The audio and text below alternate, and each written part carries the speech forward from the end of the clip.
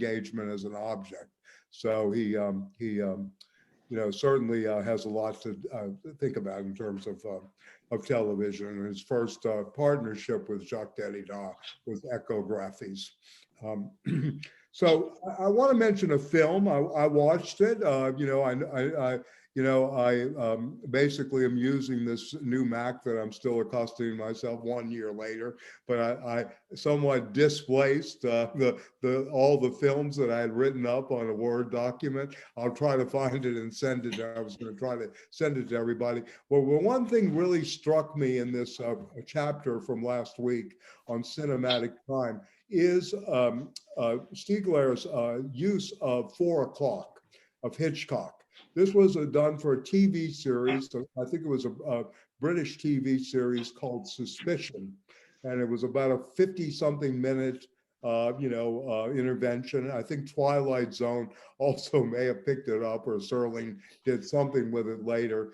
But it's called 4 o'clock. It stars E.G. Marshall. He refers to it on pages, and this is important because I think it's a great example. If you have the time to see it, it's very short and very engaged. This is, I don't know if anybody has seen it. It's the second or third time I've seen it, and it's based on by a novelist. I think his name is Woolworth, I think was his name, who was a known novelist during the 50s who wrote the script. Woolrich, I think was his name. And anyway, Stiegler refers to this film, and I know I mentioned a little bit of it last week on the Freudian notion of condensation. And he mentions the film on pages, I think 29 to 31 is the thing. Yeah, condensation is montage, page 29, on the notion of both clock time and what also is called the link between time-code and clock time as a demonstration of the condensation effect. And I think this whole protentive-retentive structure is played out and illustrated very well in this film, 4 o'clock, this little piece that Hitchcock, the only one he directed for this series called Suspicion. And Stiegler gives a very good synopsis of it. I think you have to see it to kind of understand the anticipatory nature of the protentive activity phenomenologically, where time is sort of suspended, your relationship to the object world is suspended, and you're seeing things again afresh, anew. I like to call it a kind of radical innocence. A new kind of radical innocence is what one is experiencing, where you see things completely different than you naturally or quote inclined towards. So perception is really consistently altered into a new plane, if you will, of not only understanding, but actually a new plane of seeing the objects. And the background on this, again, look, Kant was so dominant in the 19th century in Germany, and Husserl was certainly part of this moment, and I think that it's very important to situate phenomenology, that it was both a methodical approach and it also groped. It was always groping for the quote, the battle cry, to the things themselves, to try to get to the essential insights. Wesenschauen was the verb used, the grasping of the essential, insight, or essential scene, if you will. Something how we've forgotten to do because we're so conditioned by screens, mediatic representation, mediatic presentation. So in the context, the realism that Husserl brought against the Kantian idealism was really the turning to the object themselves, right? And in the famous battle cry again, to the things themselves, right? Zum den Sachen selbst, right? And the problem that really haunted him was really, as I've mentioned, the Logical Investigations, which was published in 1900, 1901, but the volume, and especially chapters 5 and 6 of that book, which was the foundation of pure logic, right, in a sense. And remember, the phenomenologists are not just taking language for granted. They're looking at language as an object too, and the difference between natural language and, language itself, right? There are all these structures that are being looked at too. So looking into the foundation of both a pure logic and also the foundation of epistemology. So Husserl is setting himself up, if you will, as the modern rationalist, the modern Descartes, if you will, right?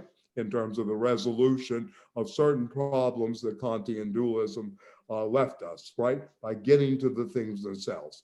So where the orientation is what he calls the absolute objectivity, which is a loaded term, but he's really trying to get to that point through what he calls, the transcendence of the ego, or the transcendental ego, in terms of how we constitute objects in the world, how we, constitute and are constituted by the world. So really, ultimately, the absolutely objective foundations, but at the same time, the analysis is going on in terms of subjectivity of consciousness, something that is starting to come back on the left as a discussion. Our friend Albert Anastasia, Andrew Anastasia has done a really good job of trying to go back to Mario Tronti and open up a kind of new workers' consciousness. And I think that's going to be part of his work. Anyway, the crisis was really in psychology by placing the images in consciousness and the movements of space, right? So he really was looking at this in terms of that there are only movements in space, right? That are extended and presentative. And the perceptive field is a function, if you will, of situated intentionalities. Think about it that way. The perspective is about a situated intentionality. That we're always situated from somewhere towards these objects in the world, right? This movement towards the objects in the world. So for him, all consciousness, and again, I want to emphasize, because we take this so much for granted, but we don't really think this way anymore. Consciousness is always of something. The preposition, of is very, very important, right? Very, very important. And, like Aronowitz used to like to talk, I always like this phrase, I'm in the institution, but I'm not of it, right? And this speaks to a kind of consciousness in a way that's very interesting, to work with. How will we talk about in the world of consciousness, or in the consciousness of something, but at the same time, what is our of consciousness, right? So this movement of the two prepositions are very, very important for Husserl. Heidegger, we're in the world, right? We're not in the world of consciousness. We're in the world being. Heidegger inverts this, and especially in the later Heidegger, where time is the horizon of being. Time is being. It's being as time, really time as being, right, is where Heidegger goes after the turning. So you can see, I don't know, I can go on and on about this. This is a very rich subject matter. There's descriptive phenomenology, there's eidetic phenomenology, there's an attack upon psychologism, which was going on too, where everything became reduced to a kind of psychological, motivation only, without taking into account what was being presupposed. So again, this is an attempt, like Hegel in a different way, towards a presuppositionalist ground for philosophy, to strip away all the presuppositions before we would begin to talk about the objects in the world in many ways. So, and of course you have the distinction between appearance versus appearing, in the Erscheinung, that Marx is very good on in Capital, the logic of appearance versus the logic of essence, and what goes on in much of the tradition there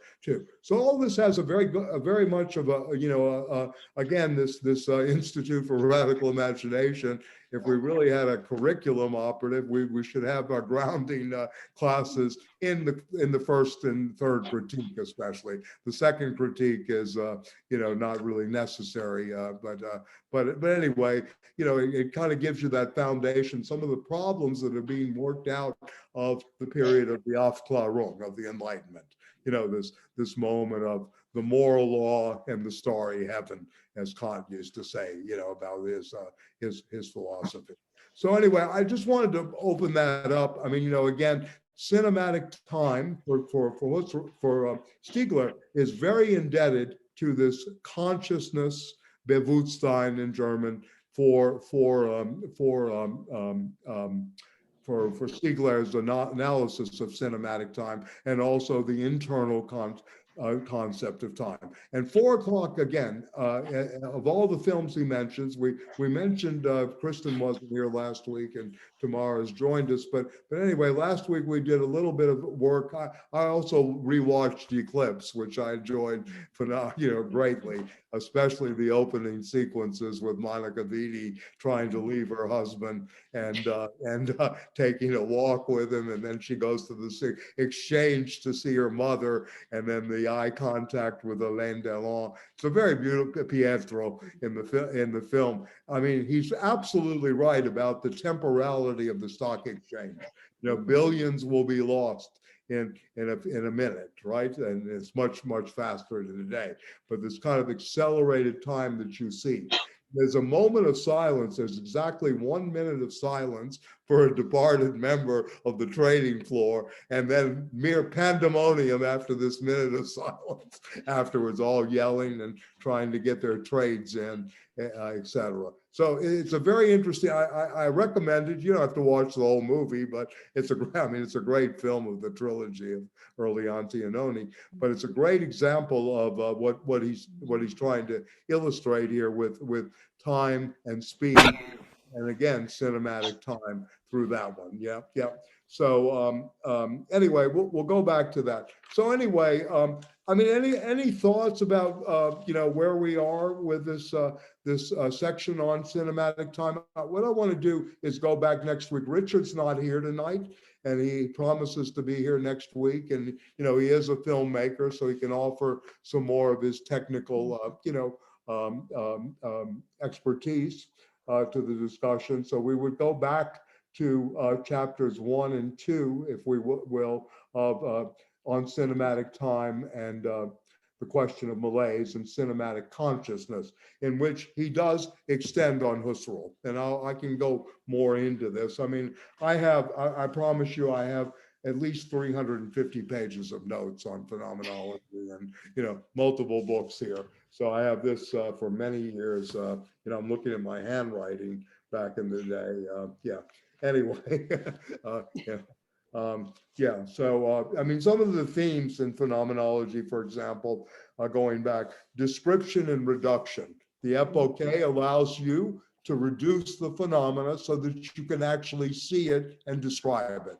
So Kristen Lawler, who does work in cultural studies, has to reduce, right, the phenomena to something that she can actually describe, right, first and foremost.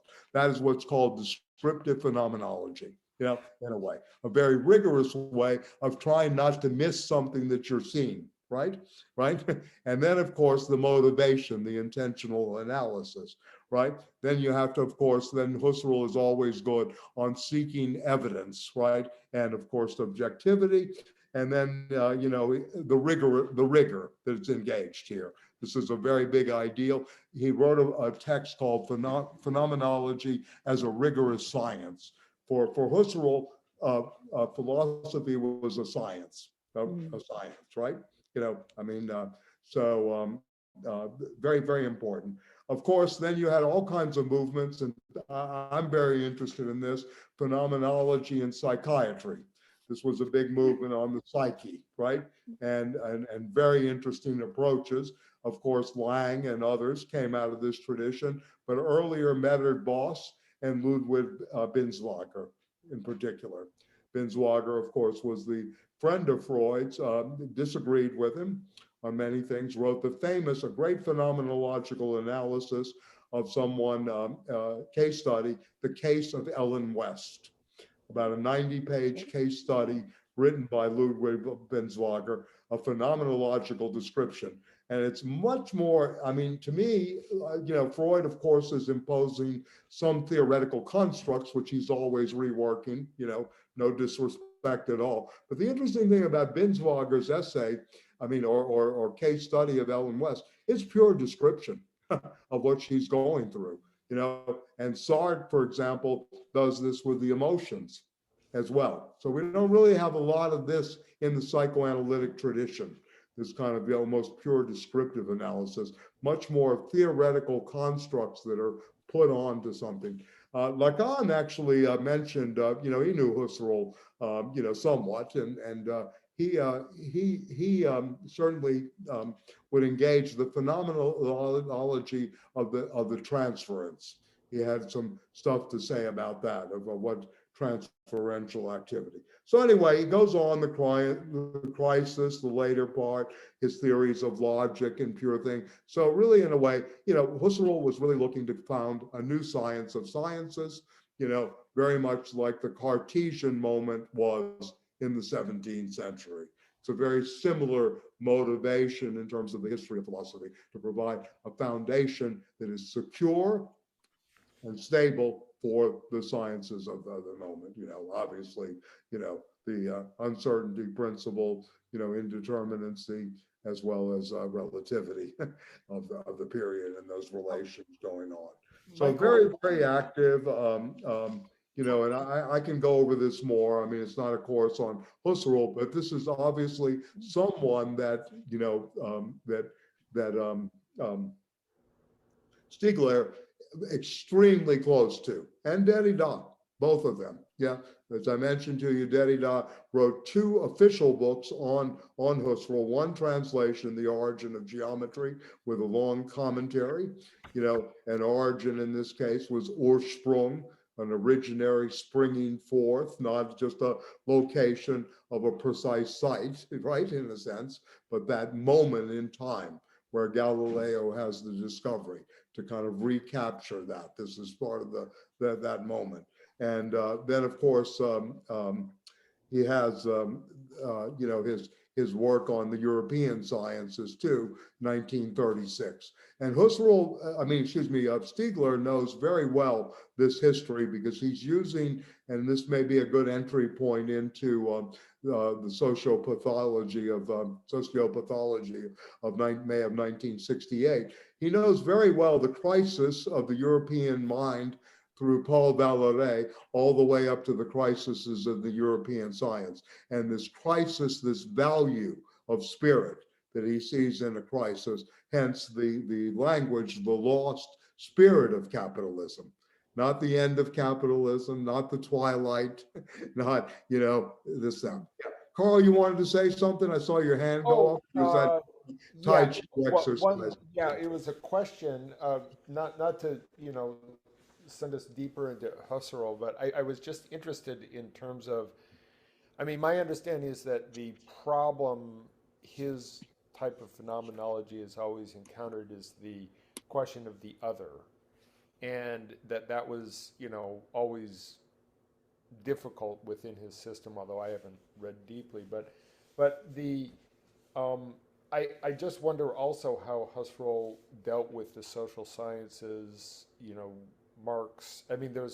It's interesting that, just that, We didn't read Marx. The best of my knowledge, he never encountered Marx. Heidegger encountered Marx a little bit, but Husserl never really encountered Marx. Or even Durkheim. The social sciences and the social movements. These were people that were epistemologists. They were interested in questions of, knowledge and knowledge production and structures of consciousness. They were not interested in questions of ideology. To them, these were things that were not necessary to be dwelling upon. Yeah. For their mouth. Yeah.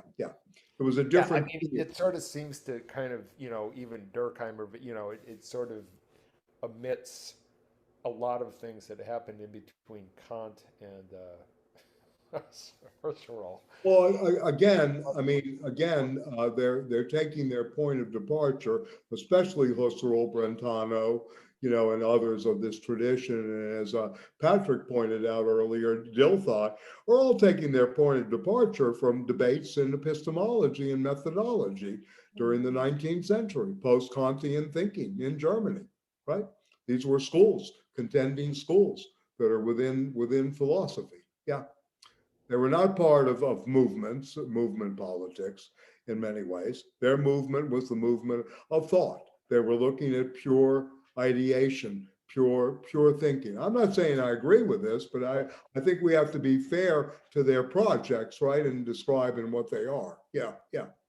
Oh, I was even thinking of it like in a Durkheimian sense, that not like necessarily in terms of political commitment, but just the notion that to understand consciousness, you have to understand social structure. However you understand that relationship, right? That's Louis Althusser was in my opinion, one of the more creative Western Marxists of the 20th century. Basically said to Tran Vác Tô, the great Vietnamese philosopher, whose book Dialectical Materialism or Phenomenology and Dialectical Materialism. He's the one who encounters some of the problems you have, which was a text that he wrote. Said we're all transcendental egos. So the social was a secondary moment to these people. Yeah. This reduction and this kind of going beyond the other or the et cetera. This was about how ultimately the structure of consciousness is working, right? What does it mean to intend towards an object? What does it mean to find the object in its essence? Right, in many ways. So, yeah. Yeah, Patrick. Yeah, please. Yeah. I mean, it's a good question, Carl. There are subsequent people to Husserl heavily influenced by Husserl. Yes. Like Alfred Schutz comes to mind, and I know Aaron Sickerol, who did a good book on the active method called Method and Measurement. Very influenced by on the West, and I come from the West Coast originally of the States, and at UCLA there was some interesting stuff that was done on a kind of phenomenological sociology within the field of sociology. And George Herbert Mead. Yeah. I mean, I would say Mead's more influenced. I mean, he's in the midst of it in the sense, exactly. Yeah. In Kant and Hegel, and trying to figure out what's going on. This is Lebenswelt philosophy, right? In many ways that Patrick is referring to, life world philosophy, right? Yeah. So this is very active. But anyway, we can go back to this. I mean,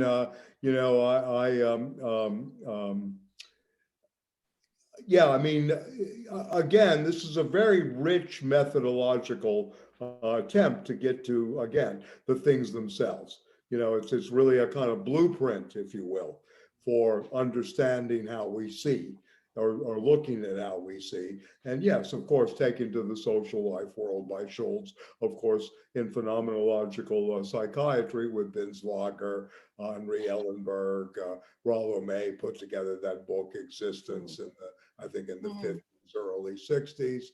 There are many little traces of all this that play out.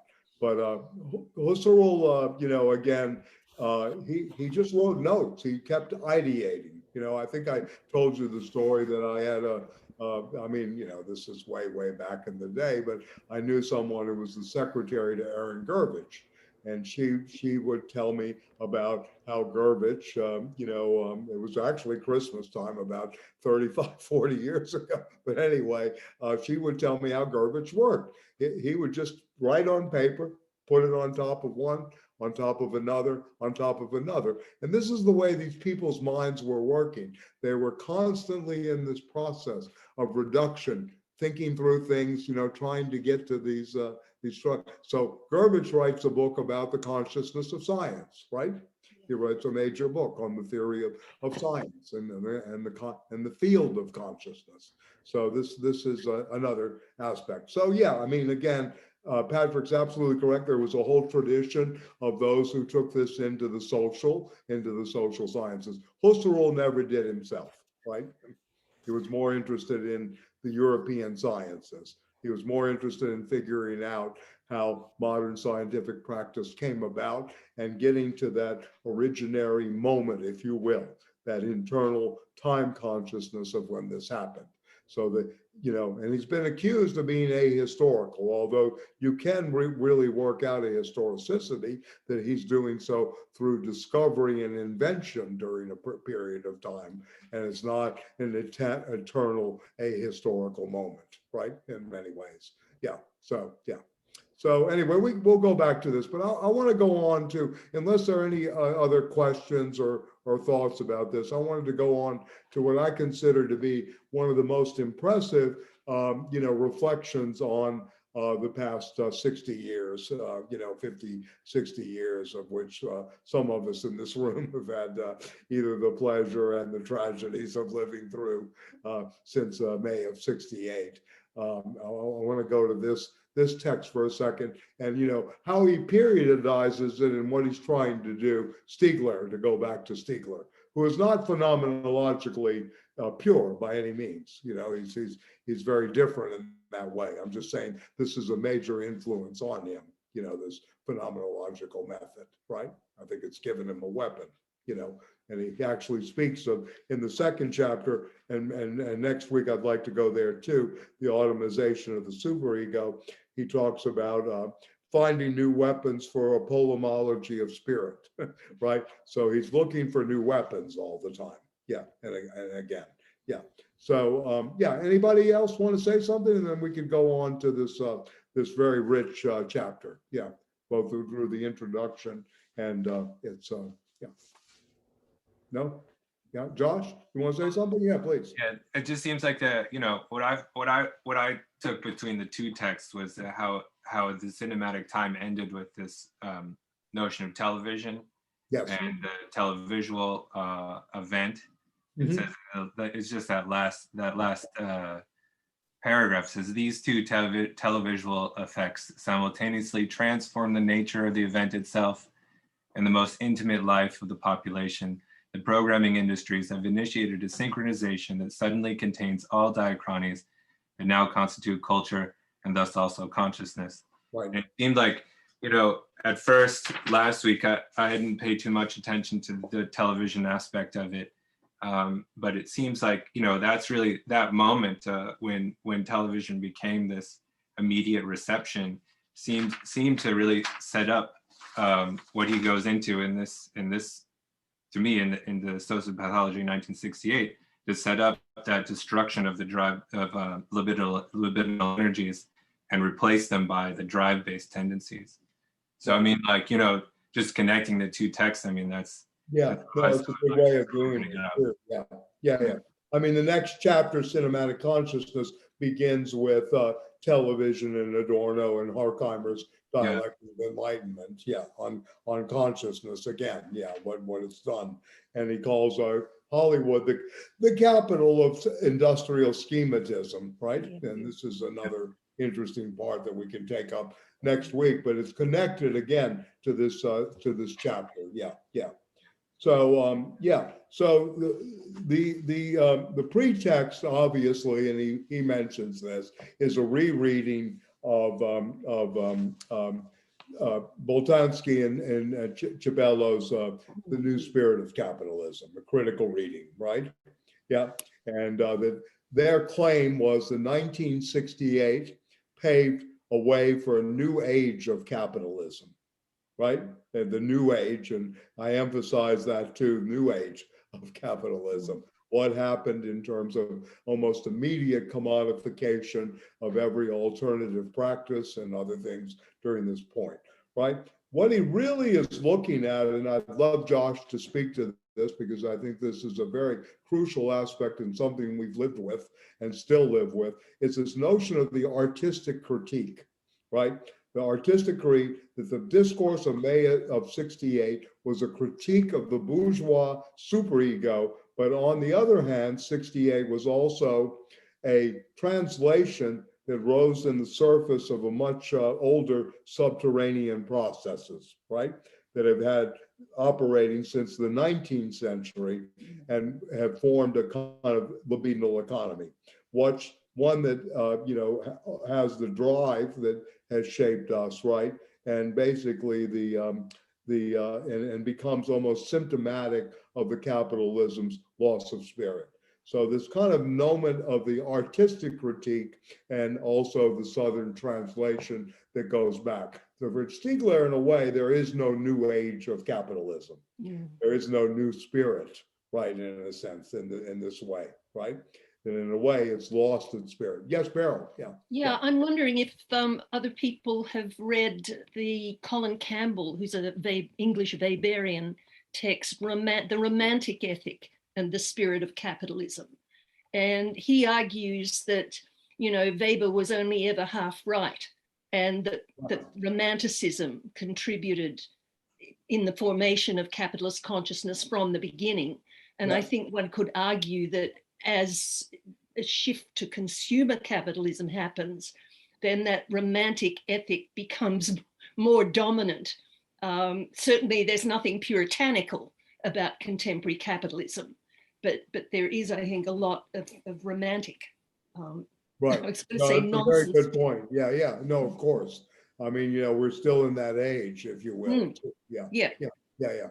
Yeah. No, very, very important. You know, Stiegler will, I mean, again, the theorists behind him are, of course, Freud and Marcuse. This is also part of what he's really trying to do, is a rereading of Marcuse through a much more pessimistic Freud, right?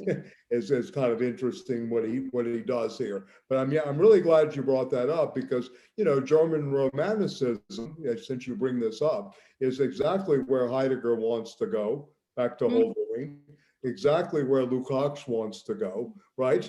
They want to go back to, and Lukács writes a very good piece called The Age of Goethe, in case people are interested. Very beautiful piece about this kind of age of Romanticism. Certainly Nietzsche's relationship to this and the spirit of nihilism that's operative. In some ways. So yeah, I think that, yeah, I mean, I'm really glad you brought that up. And of course, the English Romantics, you know, during the time of England's strengthening of imperialism, right? In a way, with Byron, you know, Keats and Shelley, you know, and as well. And I think some people were saying that they worked on Coleridge, and you know, I don't think he's here tonight.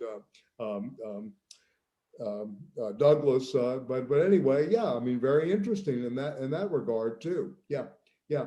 So yeah, I mean, and of course, The Machine in the Garden, Leo Marx, another very good book of that period too, which is a kind of an attempt to say, you know, we have lost the way, right, with the machine way, with industrial capital. So yeah, yeah. But I'd like to go, yeah, I mean, I'd like to go back to this notion, because what he's really doing here is taking apart this notion of artistic critique, you know, and maybe I can let Josh, I'll read one section and maybe let Josh, who has, you know, been in the contemporary arts. I mean, I've certainly followed it. I mean, you know, I've watched this from the Leo Castelli gallery all the way up to the present tense in many ways, and studied the art world. And I think this is a great place to go in terms of what artistic critique and what the art world became, and how this privileging of all these moments took place after 68. So I think he has a couple of very telling passages. You know, the most important one was that he speaks to as a new thing that happens in this artistic critique, is that libido becomes almost exhausted, right? This is the new spirit of capitalism. And we can think about this very critically. I think this is a very significant insight of his. Libido as exhaustion tending to fade away, the power of sublimation, a crucial term. People forget this about Lacan. He wants to attune people back to the notion of sublimation in the 1964 fundamental concepts of psychoanalysis. And then what happens in this new period is the rule of the drives. And going back to where Carl started, the tension here is operating that Boltanski and Chabello set up is between artistic critique and social critique, and Stiegler wants to do away with these kind of dualisms completely, right? This theory of tendencies, right? And oppositions. So he's very good there in terms of engaging this. And then, of course, the Marcusian moment too. So I'm going to let Josh say some things too. But I want us to be aware that he is bringing back the diachronic, since Josh left us there in cinematic terms, because he wants to say that there's a diachronic process that has now become synchronized by the new spirit of capitalism of Boltanski and Chabello, right? Which is pretty operative out here. Capitalism delivers the goods, capitalism gives you this, etc. I think he's really excellent in terms of looking at this in terms of fantasy, right? What really happens in the world of fantasy, and doing through Freudian stuff. But Josh, go ahead, and I'll go back to some of the more technical points too. Yeah. There's so much. I feel like he covers a lot in this chapter. So it's hard to point specifically to one thing right away. Just to go through a few points that I found interesting. Like you were saying, it really wasn't this opposition between artistic critique and social critique ultimately. That I think that's his conclusion, is that it's sort of a false dichotomy, I think, on that element. But what I really, what I found it sort of most interesting about it was this kind of, it's not the rate of profit that falls, it's the tendency of libidinal energy to fall. Mm-hmm. And I thought that was like a very insightful moment for me in this text especially. And that this is an inherent contradiction in capitalism ultimately from the beginning, from this moment of the Protestant ethic essentially. Good point. Yeah. The tendency of the libido to fall, to be exhausted, to fade away, to not consider sublimation, etc. This is a very, very important part of the Stieglerian project. Yeah. And I think something that has completely been missed by a lot of the left, in some ways. Of course, work exhausts us, but what is it exhausting? What is being done? The whole notion of libidinal economy, which was basically the whole French thing from anti-Oedipus forward, but even earlier with the early psychoanalytic investigations. So you want to speak more to that? What do you see in the art world that contributes to this? See, my thing here is one reason I have a very active, I've always tried to ask the question, what the hell went wrong, right? Between 1968 and today, right? And even 68 till 80, the beginning of the Reagan Thatcherism, which was brewing well before that. They never forgot what happened to Nixon, right? In a sense, and no accident that people like Chuck Colson go to the prisons and they start mobilizing people in terms of born again, right? And that this movement starts, this neocon movement starts as a result of what happened in Watergate. They were not asleep at the wheel. We thought they were stupid, foolish, there was some small victory. But anyway, the real question here is, what went wrong? And how does Stiegler really try to analyze this and say, this is how capital really reconstituted itself and did so. And Josh points out a crucial thing here is not the tendency of the rate of profit to fall, because has anybody looked at Wall Street lately, profits are way up. People are way down, right? Yes. I don't know if you've been to the grocery store recently, but I ordered a pizza last night in Montreal. It's up 20%, and they didn't even put it on the menu, the 20% raise just for the first of the year. But anyway, all to say, this tendency of the libido, right, to fall, right? This tendential falling of the libido, even though we have nothing but, we live in a completely, pornographic culture in so many ways, right? I mean, 50%, I think statistically, are the hits on the internet or pornographic or pornography or pornographically related, right? In a sense, we have every access forms, etc. Everything is legitimated in terms of writing about stuff, etc. Movements around something. But how is this really? What is happening here, and what relationship does it have to where we really are, and what would be the task? Because he offers some suggestions. Again, he looks at the therapeutics in a much more active way than we look at therapeutics. So I don't know, any thoughts about this? I mean, this is a very, very good section to me. Again, it's an inventory, even though he writes this in 2000 and I think it's 2004 in French. Yeah, 2006, I'm sorry.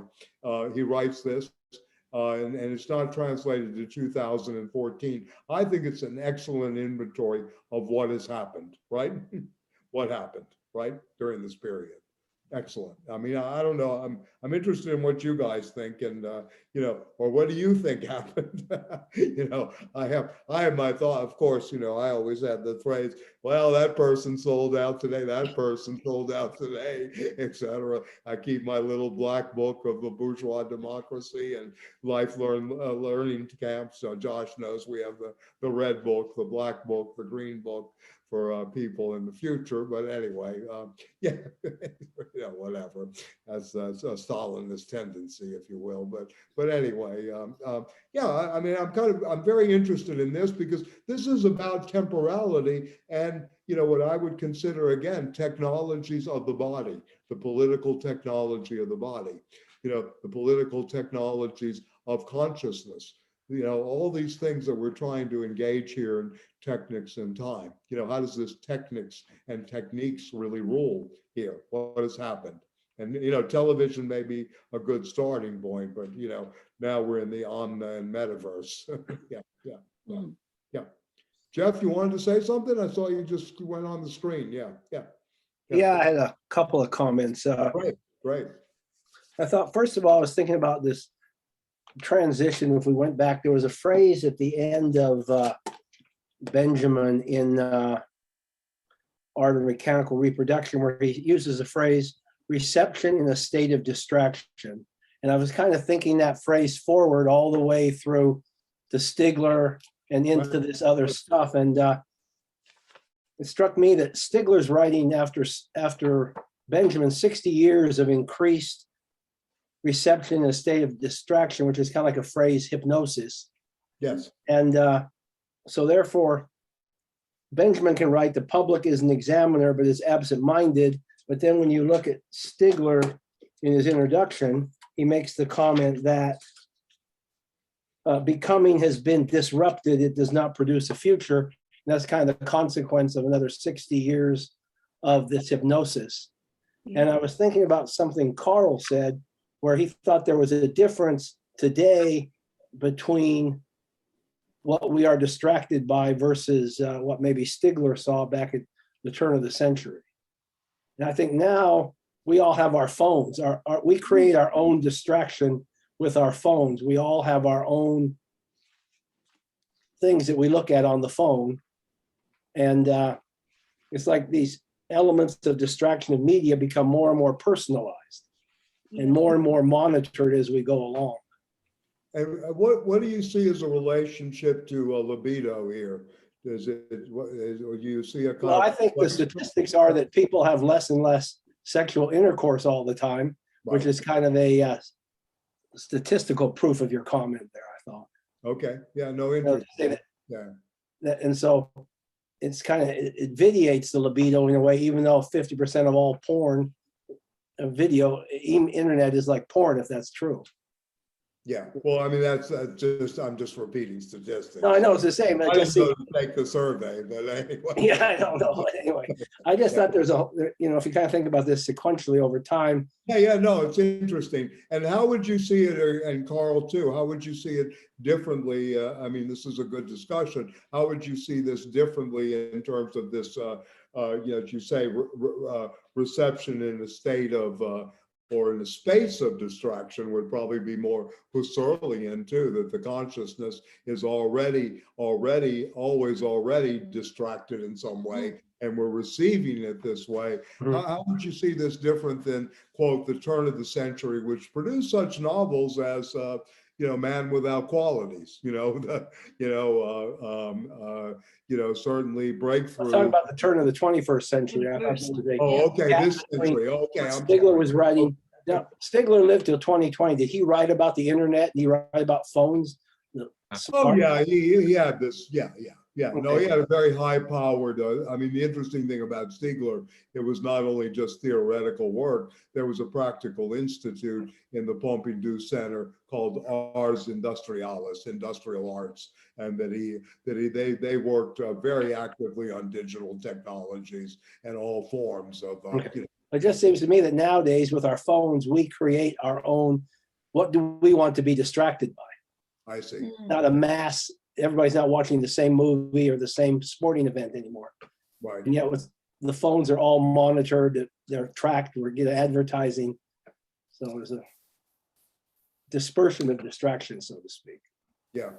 Okay. I mean, I'm just to chime in a little. I mean, I wasn't able to do the reading this week just because of I was on vacation and away and doing various things, so I'm a little disadvantaged and don't want to say too much. But the I don't know, just to like riff on what Jeff was saying, it seems to me like the thought that came to my mind is it's sort of like what happens when you go into a restaurant and you're confronted with so much choice, or I used to go into the video store, right?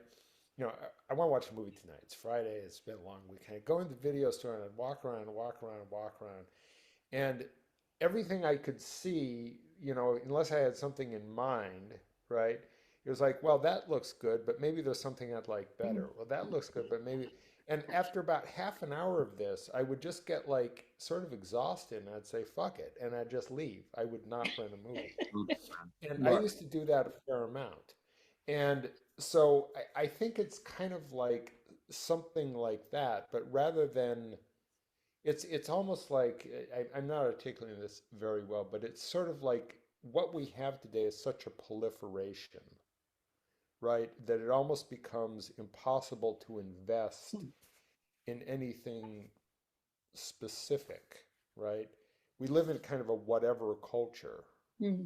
And it seems to me that I do think that there is, I mean, again, not reading this, but I do think that what we're seeing is kind of a dissipation. And I think that the end of capitalism may not come through like a catastrophic collapse, sort of like, but it's much more on kind of multiple levels of just the disengagement of attention, so many things like how even information technologies generate an enormous amount of useless work. And there is also evidence of falling profitability. If you look over a very long period of time, falling profitability and falling growth. So it's like the system is sort of running out of its own self-regenerative capacities. And I think we're seeing that. I think we're living in that time. And yeah, so anyway, those are just some thoughts. But I mean, do you see that connected to libidinal economy, or do you see that because of management practices, or that's the way capital works, and that these contradictions are now unfolding? I mean, I think Stiegler is trying to go beyond the standard thing that capitalism is reaching its end, right? In a sense. I mean, he certainly is not for the new spirit, right? And he sees what that spirit is made of. But at the same time, again, I think this emphasis upon the drive, right, and libidinal economies, he's basically talking about how capital is able to use all the drives, right, in a sense. It doesn't matter if Jeff Bezos doesn't make a dime. He's got the drives down. I think this is where he's really going. Or that, American Telephone and Telegraph has, $150 billion worth of debt, but still, can pay shareholders 8% dividends. So I think he's well aware of these kind of contradictions in the economic models, but he's really, I think, talking about something more, this new social pathology that has come out of an expectation of something that was pretended. And in a way, he's talking also about the artist, the role of the artist in society, how the artists themselves have contributed to this instead of being subversive agents. I think he's leaning that way. I'd like to hear from Josh about this, who knows the art world very well. But at least it's been my experience since the Schnabel invasion of Soho, right? Since the proliferation of all these galleries, this whole new market, and you can go through all the art markets are as crooked. I don't know if you've been reading about a Rothko sold for 85 million the other day. To me, this is where the interest in something that the left, if you will, if we still use that language, has sort of turned its head away from, right, in terms of really understanding this libidinal political economy that he's trying to work with. I don't know, Josh, you want to say something to this? Yeah. I think, first of all, I actually think that after reading this a couple of times, I think that Stiegler is actually calling for a kind of end of capitalism, or he sees it as a sort of a moment of the end of capitalism ultimately. Yeah, okay. Since that's kind of where it begins, he sees this as sort of an ascent, from the beginning, right. It has this character of depleting itself ultimately, right. And not in an economic sense necessarily, because that would keep on going forever, but on a little energy level. So I actually think he brings us to the end of capitalism in a certain sense in this text. I thought, last week Patrick was asking for sort of a prescriptive moment from Stiegler. I think actually, we didn't get it in that cinematic time book at all, but here he actually has a pretty solid prescription of what needs to happen to transition, I would say, from capitalism to something else. In terms of the art moment, I actually think that he takes that on in a pretty significant way. The way I read it is that he thought that there wasn't much of a difference actually, or there was only an emotional or an affective difference between a social critique and artistic critique ultimately in 1968, and that we're misreading artistic critique completely. And I think in that section 6 on the jargon of authenticity is kind of where he points to that and says that actually we're even using Heidegger's term wrong. Was the term authenticity is actually the German word is Eigenlichkeit, which literally means to make proper to one's own. Maybe a better way to put to something that's proprietary, right. Or proper to one's own. And he contrasts authenticity to singularity ultimately, and sort of draws out those distinctions in a pretty concrete way. So, I mean, to me, all of those things are absolutely fascinating. It was a different read than the first time I read it, because I think the first time I was more into this opposition between social critique and artistic critique, and he kind of breaks that down in a pretty interesting way, I guess, in certain sections, which I think we could go to if you want to. But, yeah, please, yeah, by all means. I mean, I think he's giving us many markers to kind of rethink where we've been for a half a century, right? In many ways, yeah. I mean, I think this is a very, very interesting attempt to do so. And I really like this language that there was a liberal demand for artistic critique. How many, people from the Midwest would come from Cincinnati to go to New York City to visit the Metropolitan for weekend jaunts, right, et cetera. You know, you did not have that kind of culture in the 1960s or the 50s, for example. Everything became basically artistically commodified during the 70s and further. This is very important to keep in mind how this became part of household. I like your aesthetic. You know, there are many slogans that came out, you know, yeah, et cetera, right? So I think this is, again, something that, you know, again, hyper-industrialism, late liberalism was able to really take on, you know, in terms of exhausting the drive, right, in many ways, right? In many ways. So, yeah. And I mean, going back to the video stores, Carl, I would go to Kim's Videos. You know, I'd always be able to get a date for the weekend there because there was a sharing of movies. There was a conversation that was going on St. Mark's Place in Manhattan, in New York, right? Back in the 70s, the 80s, especially in the 80s and early 90s. And you had real discussions, you know, oh, have you seen this? You know, no, I never saw it, you know, and you'd be in certain sections and you could have a real forget this today, you know, not even online because there's so much, you know, lack of materiality. But anyway, to go back, this demand that is put into place and how easily it becomes, you know, to go back to what Jeff was saying, this kind of reception in a state of distraction, right? Yeah. How does this work? You know, that Benjamin is very smart on this, how reduplication, how recycling of images will take place and how this becomes almost ingrained second nature in the society. And you know, one of the roles maybe of phenomenology is to break, to see how those cycles are really working, both in our own everyday lives, but in the you know, the social in general. So, but anyway, I want to go back to, yeah. And anyway, the dominance of the art gallery, Josh can speak to that too. The art gallery determines taste, not so much the artists, right?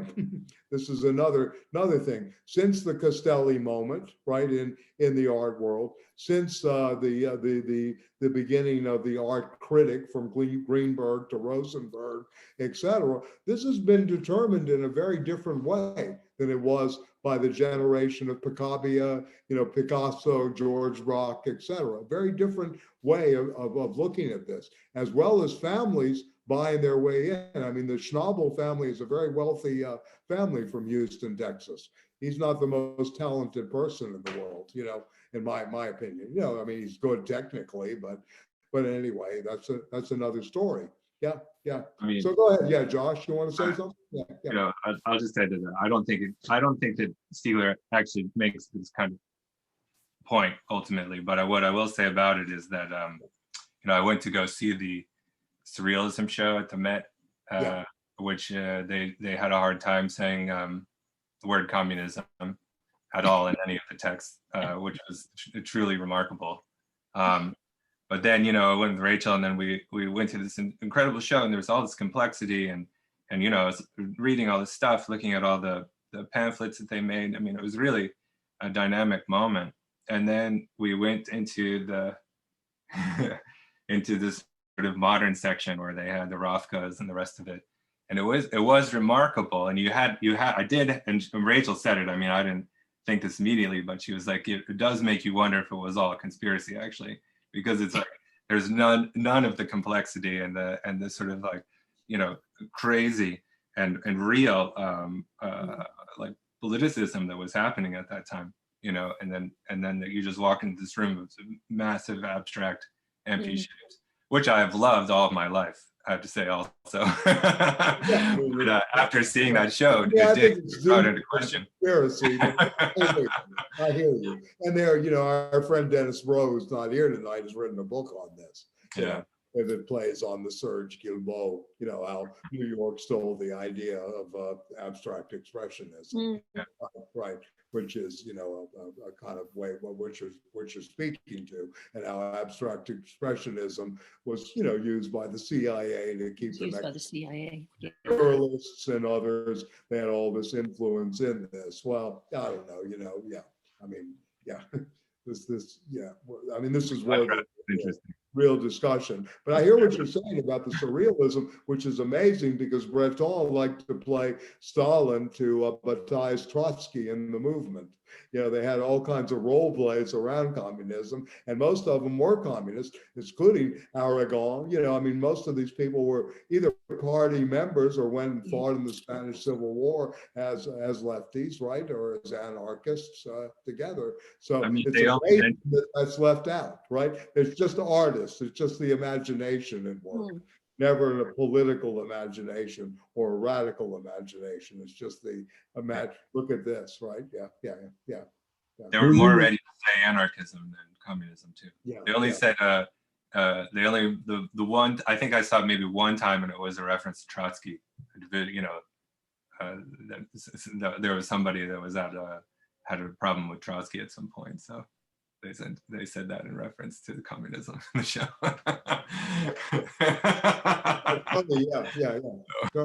Yeah.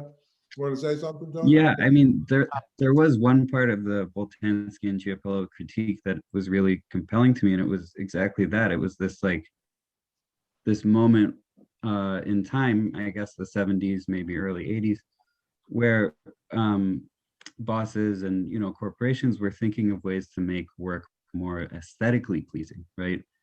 And more sort of horizontal. You get the rise of like teamwork inside of these massive companies, and so there's no boss anymore to hate. You know, there's no antagonism anymore to That's a bunch of bullshit. Having worked in corporation, that's teamwork and flat hierarchies is nothing but garbage. Right. Yeah. I mean, well, like the NFL, leaving right? aside the fact that it doesn't, the flatter the hierarchy, the hierarchy exists.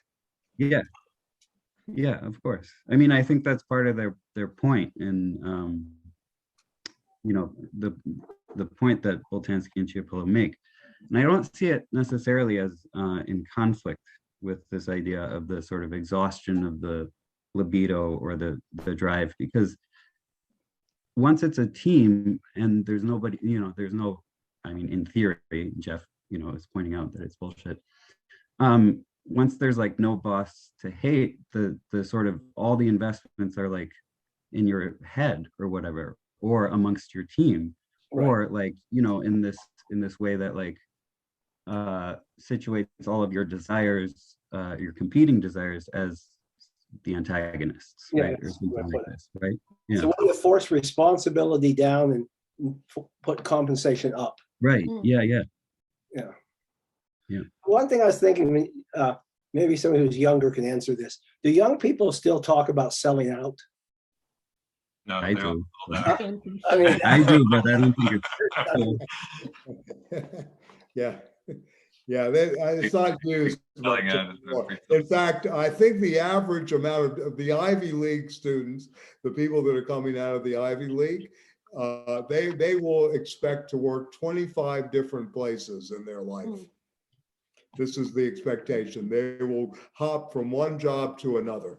I'm getting this from a friend who's in a big architecture, in the world's largest architectural firm, that the people that come in from the Ivy schools last about 1 year, then they go elsewhere. And then when you track them, they've had about 12 jobs by the time they're 35 or 40 and have accumulated a considerable pension fund by that time. Yeah.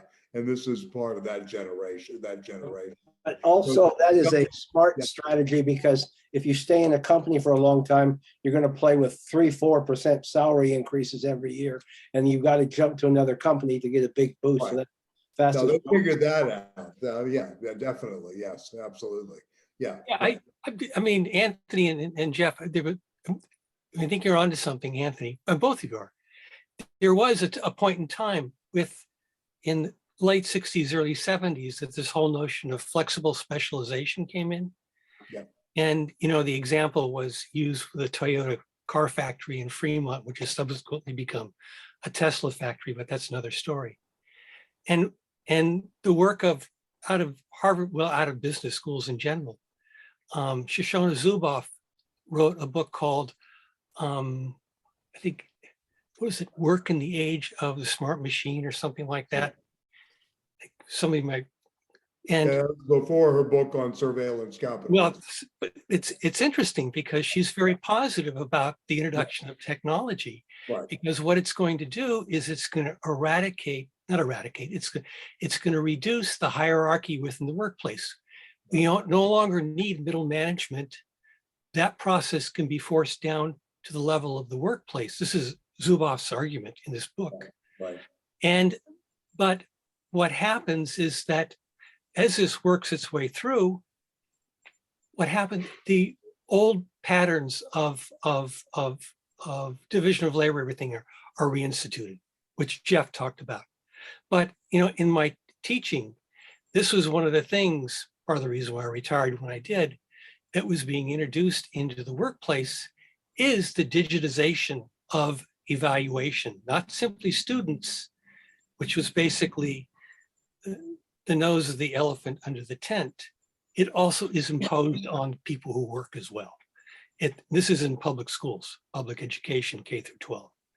And so what's happened here is it's taken this ideology of horizontalidad and basically incorporated into a digital framework so that they're able to police you much more effectively in the workplace. And the example, the classic, well, not so classics, is Amazon, distribution centers, the way in which you're kind of tied in. So, Well, and high school teachers. And high school teachers, that's what. Very well. This is part of the real problem in education. How that occurred. There are no more, quote, free and open, classrooms at this point, right? Everything is about teaching to the test. And of course, the threat that you point out of the digitalization of evaluation, that the students, in a sense, they will never use your positive evaluations to give you a promotion, but they'll certainly use the negatives against you. Mhm. By the way, you got bad teaching evaluations, right? This is always something that's happening. So this has been subscribed to. Speaking of sellouts, the unions all over, all the teachers unions in a way, have gone with this program completely. Not all. Yeah. Well, I'm over in Massachusetts. My friend wants to come back. Yeah, he's already talking about its policy on the COVID now. Unlike our idiotic governor in New York, right, during this COVID thing. Listen, let me just read something that I think is appropriate. Can I raise? Yeah, please. Yeah. Oh, well, just, one thing just on this theme I was thinking about, is I don't know. I'm sure that there are empirical studies where people have tried to look at, has this sort of flattening of middle management and, this horizontalization actually taken effect. I tend to agree with Jeff. It certainly hasn't taken effect in the public sector. And I think that another thing we've seen is like a lot of managerial functions that used to be internalized within the firms have in some sense been contracted out. So you have this vast army of consultants and, all the lawyers, PR consultants and all these things. So like if you actually look at the amount of wasteful administrative labor, I think it's growing actually exponentially in the last 30 years. That's my very strong suspicion that it's the evidence is that the American workforce productivity is growing much slower. With all these technologies, productivity is the measure of productivity is actually, it's slowing down. It's another thing that seems to be kind of on the downturn, interestingly enough. Well, it's up in Korea, though. Yeah, you can find exceptions, but there's always stages of development. And how do you measure productivity too? Because in the automobile industry, you have platforms now, right? It's no longer the old plants at Ford or, whatever. You have platforms that make it very different for the workers and the workers' experience, right? And how do you measure that? Are you going to do a quantitative analysis of how many units are being produced or sold, quality of those units, et cetera? Yeah, and in many ways. So I think these are things that, we should be careful about, because first of all, the United States is no longer a producing nation. It hasn't been in 30 years. It's a service sector economy. Everybody's got a service, right? That's it. Yeah, and it's very hard to measure things like real wage. I mean, no, I actually am. I mean, this is Stiegler's bemoaning of where we are. He says we have lost the ability, that the proletariatization of the world is not the industrial proletariat or the common notion of the proletariat. It is that we're unable to make things, and therefore we don't know how to live. He is very adamant about this because he's really trying to develop, a la Alfred Schultz in a different way, a social therapeutics of the life world and where we are today. I mean, this is very important to keep in mind in his way of looking at things. Homo faber, Homo economicus has become Homo datum, right? There's no longer the economic man of the Smith-Fergusonian moment, et cetera. It's been replaced by Homo datum, or, productive economy, or the world of production is now really basically about service industries, in many ways. And, what we forget to do is we're very much not looking at the connection between production and distribution. What does just in time mean? What does it mean to be fit in time? This is another thing about technics and time, that how does this play out in everyday life in terms of the delivery of, of goods and services, and at the same time, how does it build this new consumer society, consumer consciousness? Right. And I think that this notion of cop consciousness that, Kristen and, some people in the Situations Collective, I mean, I'm big on this little cop in the head is really much talked about when Jeff talks about the bullshit of, non-hierarchization, and Tony, this flattening out of things and this horizontalism is really another way of basically policing, the workplace, right? In many ways, just like social services became, I don't know, Beryl, this book by Jacques Donzelot, The Policing of Families? It's a great book about how families, in the social services and the state were able to come in and really police the families. It wasn't about really helping them. It was a new form of police, and, yeah. I mean, it's like me. I'll tell you a story about, I'm tested, rapid tested, positive here in Montreal. I'm fine, no symptoms, anything. I've been boosted, etc. Then they call me. So who do I get on the phone? Of course, I'm halfway smart enough to ask who I'm speaking to. Turns out it's a Haitian guy who studied medicine in Cuba, but cannot practice medicine because he's not authorized in Montreal. So the first thing I say, are you calling me to accumulate data on me as a private citizen?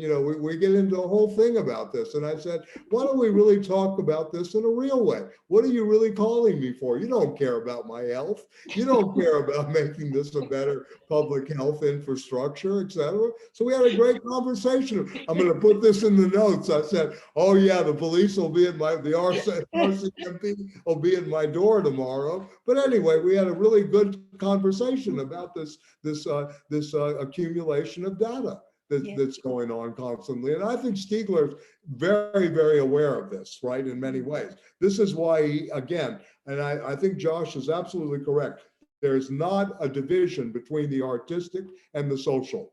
With all good, that in a way, this is a very Marxist approach, if you will, in the strongest sense of the aesthetic theories of Marxists, from Fischer to Lukács to Marcuse to Adorno, et cetera, et cetera. We can go down the line.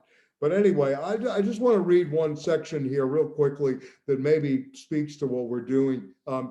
Talking about now, page 18, the constitution of the spirit of capitalism was based on the rationalization, this is no news to us, and generalization of the tendency to calculation. And a second spirit of capitalism arose later. This is, Boltanski and Chabela. Between the 1930s and the 1960s, decades that saw the rise of both mass consumption and a faith in rationality and long-term planning. Okay, very important. But in the 1990s, however, a crisis of meaning arose for wage earners and managers, going back to what Jeff and Tony and Patrick were alluding to, and in turn, a motivational crisis among executives, a crisis illustrated in the new spirit of capitalism via a quotation from Jean Giono. The main thing isn't to live, but to have a reason for living, right? This new motivation. Why work? Why come to work? Why participate in this? And Jeff said the notion of the team, right? What a scam this was, all of these things. For there's been a change in the spirit of capitalism after the evolution of management between 1960 and 1990, which was itself a response to those demands for artistic critique, liberty, and authenticity that characterized the values of 1968. These values, among that from leftism and especially the self-management movement, and most of you probably remember that, Gort speaks of that as others do, farewell to the working class. Also another testament to that, to the self-management movement in Europe especially, tried to constitute a new spirit of capitalism. The qualities that are guarantees of success in the new spirit: autonomy, and listen to the vocabulary here: autonomy, spontaneity, rhizomorphicity, multitasking, conviviality. You have Ivan Illich, Gilles Deleuze, you have everybody included here, Martin Heidegger, etc. All the concepts. Openness to others, right, and novelty are taken directly from the repertoire of May of '68. This inversion is experienced in a more or less confused way, and it struggles against the various forms of cynicism to which the critique of bourgeois morality. Remember, Stiegler is really interested here in the superego as a bourgeois construct. He's not, again, this is much more about the theory of drives than it is of the tendency to calculate, etc., even though that's obviously working simultaneously with it. When it is recuperated and implemented by a capitalism that has lost its spirit. Faced with this inversion, the former artistic critique now seeks out new values in the form of human rights, right? Artist statements. We begin to get a whole plethora of people that do this, political statement. Ethics, in the soft meaning of the term, environmental protection, animal rights, and so on. So he's really on top of all these other bourgeois forms of rights, right? With the necessary masks that can be covered up by art as statement, right? Or the artistic critique, how it again plays into this new automatic superego that is working through. So I think this is very important to keep in mind, as we go forward. The cop really of this period that watched the whole long line of sellouts and invited them in, right? In a sense, was this bourgeois morality, this bourgeois spirit, this bourgeois superego. And this is very important to keep in mind here. Yeah, how this bourgeoisification really took place, right? In many ways. Yeah, just think of museums. $25 to go to MoMA. Can a working class kid from the Bronx go to MoMA every day of the week? No way, right? You have to become a member. Does the working class kid have, or does the outsider have that money to do so? Museum Without Walls, a very great concept by Andre Malraux, in all of this that we didn't, he writes about this very actively. Museums shouldn't be held to, but how do they become bourgeoisified? How do they become, basically put into this realm of calculation? And again, to go back to Jeff's great phrase of taken from Benjamin, reception in the state of distraction. How does this really work? This displacement of libidinal energy, which knows better in a very fundamental way, but we've lost touch with this completely. We've lost touch with this because we take for granted we want to go see the Surrealist show. And, the Surrealists would close down the show because it didn't mention the word communism. That would be what would really happen here if we didn't have this automation of the bourgeois superego. So yeah, I really want us to at least, with Stiegler here, the temporality that he's really working with here is a period of time, but he's really looking at this, through the, as you go further into this, in the end, when he starts to define technics, right, as a matter of memory, right? What does this really mean in terms of hyponemata, going back to Jeff and the cell phones, right? And where we are in this new, age of, if you will, or this spirit of capital at this point.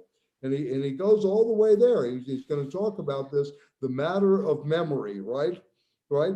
It is better to talk about supports of production, not means of production. He's very good. Supports of Träger in German again. Very important. Look at the supports of production, how that's working today. I want to recommend a book I wrote down. Her name is Deborah Cohen. She's at the University of Toronto. Extremely intelligent. She's written a book on the logics or the disasters of logistics. Right? She's very good on supply chains. It's a new book out there. I have it written down somewhere. Let me just see. Yeah, here it is. Strategic Communication Notebooks. The Deadly Life of Logistics, Mapping Violence in Global Trade.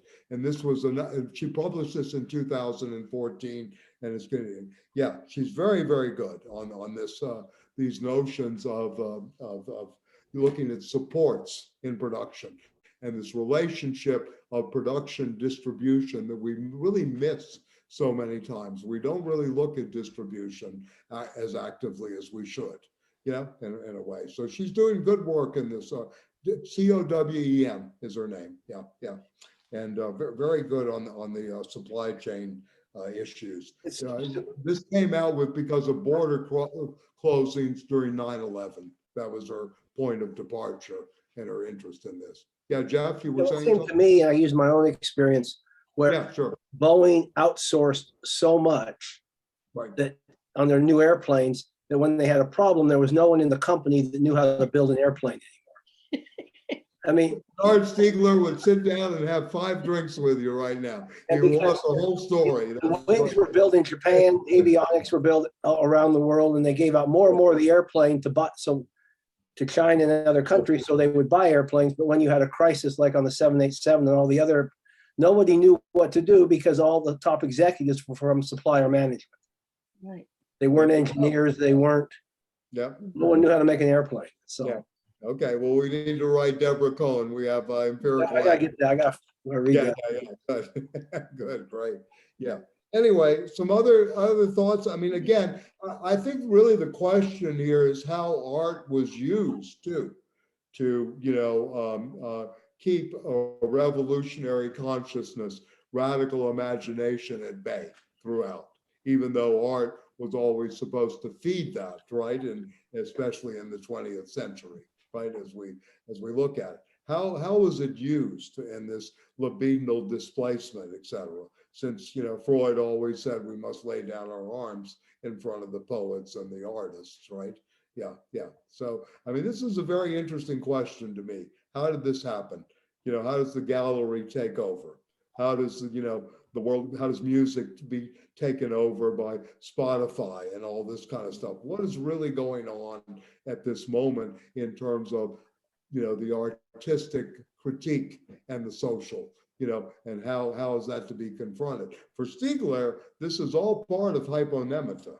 This is an old Platonic phrase. He uses this towards the end of the chapter. He'll speak about the techniques in terms of epiphylogenic, in a way, and that it's the hyponemata that is really happening here, right?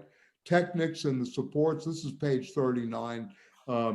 and the techniques of supports of production on which techniques consist. Support that arise in the course of its evolution have their own specific dynamic. The statement does not mean that the supports of production determine the relations of production. It means that the supports and the relations of production co-evolve. Very interesting. Instead of, the distinction that's made among Marxists of forces of production, relations of production, and that thinking the relations of production passes through consideration of the supports of production without either being reducible to the other. They are in a transductive relation. And he's always trying to think in this transductive way, and maybe, we should talk about Simondon next week too, what he means, the transductive versus that of the inductive, the deductive, etc. This is all part of the process of individuation that Stiegler sees alienation as now being displaced by something he calls disindividuation. The process of individuation has been blocked. There is no future. He speaks to this very actively, and throughout his work, and anyway, what remains unthought in process of alienation, however, is technics, insofar it is the condition, and this is interesting, again, this is all definitive on what technics is, the condition of the constitution of desire itself, right? And not just the conjunction of desire and work. This is interesting, right? This is on page 39, right? I mean, maybe I should look at this too. Let me just read this paragraph. I think this paragraph is crucial to an understanding of this social pathology that we're experiencing. Technics, as I have often argued, is above all a matter of memory, right? Okay, so the diachronic and the synchronic together, the protentive and the retentive in terms of a phenomenological approach to object. It is the fact of epiphylogenesis. And within this fact, especially since the Neolithic age, the epiphylogenetic becomes hyponemesic. Epiphylogenesis is a support of tertiary retention in general. He goes back to this term. Becomes mnemotechnic, strictly speaking, when the process of grammatization arises as such, the process of writing, the processes of grammatization. For Stiegler, the epochs are grammatization, not the epochs of metaphysical principles like in Heidegger. It's a very different approach, right? The grammaire, the written, the grammatization, writing as techniques, right? As such, that is a process of the discretation of flows, right? That is why, rather than the means of production, it is better to refer to the supports of production. And such supports form milieus. This is very important too. Instead of workplace, thing, the milieu is being formed. In philosophy, the question of the support is primary. Very important here, yeah? And it appears as the question of the hypochemion, proton, that one can be talked about as primary support, or hypochemion means the underlying support. That's what hypochemia is, the underlying substratum, the underlying support, or substance, that is subject, substance, which in Aristotelian Greek becomes ousia, presence. And by the way, the seventh and final definition of ousia is real estate in Greek. The final definition, sometimes good to read backwards. Oh, it became material real estate, right? In the sense.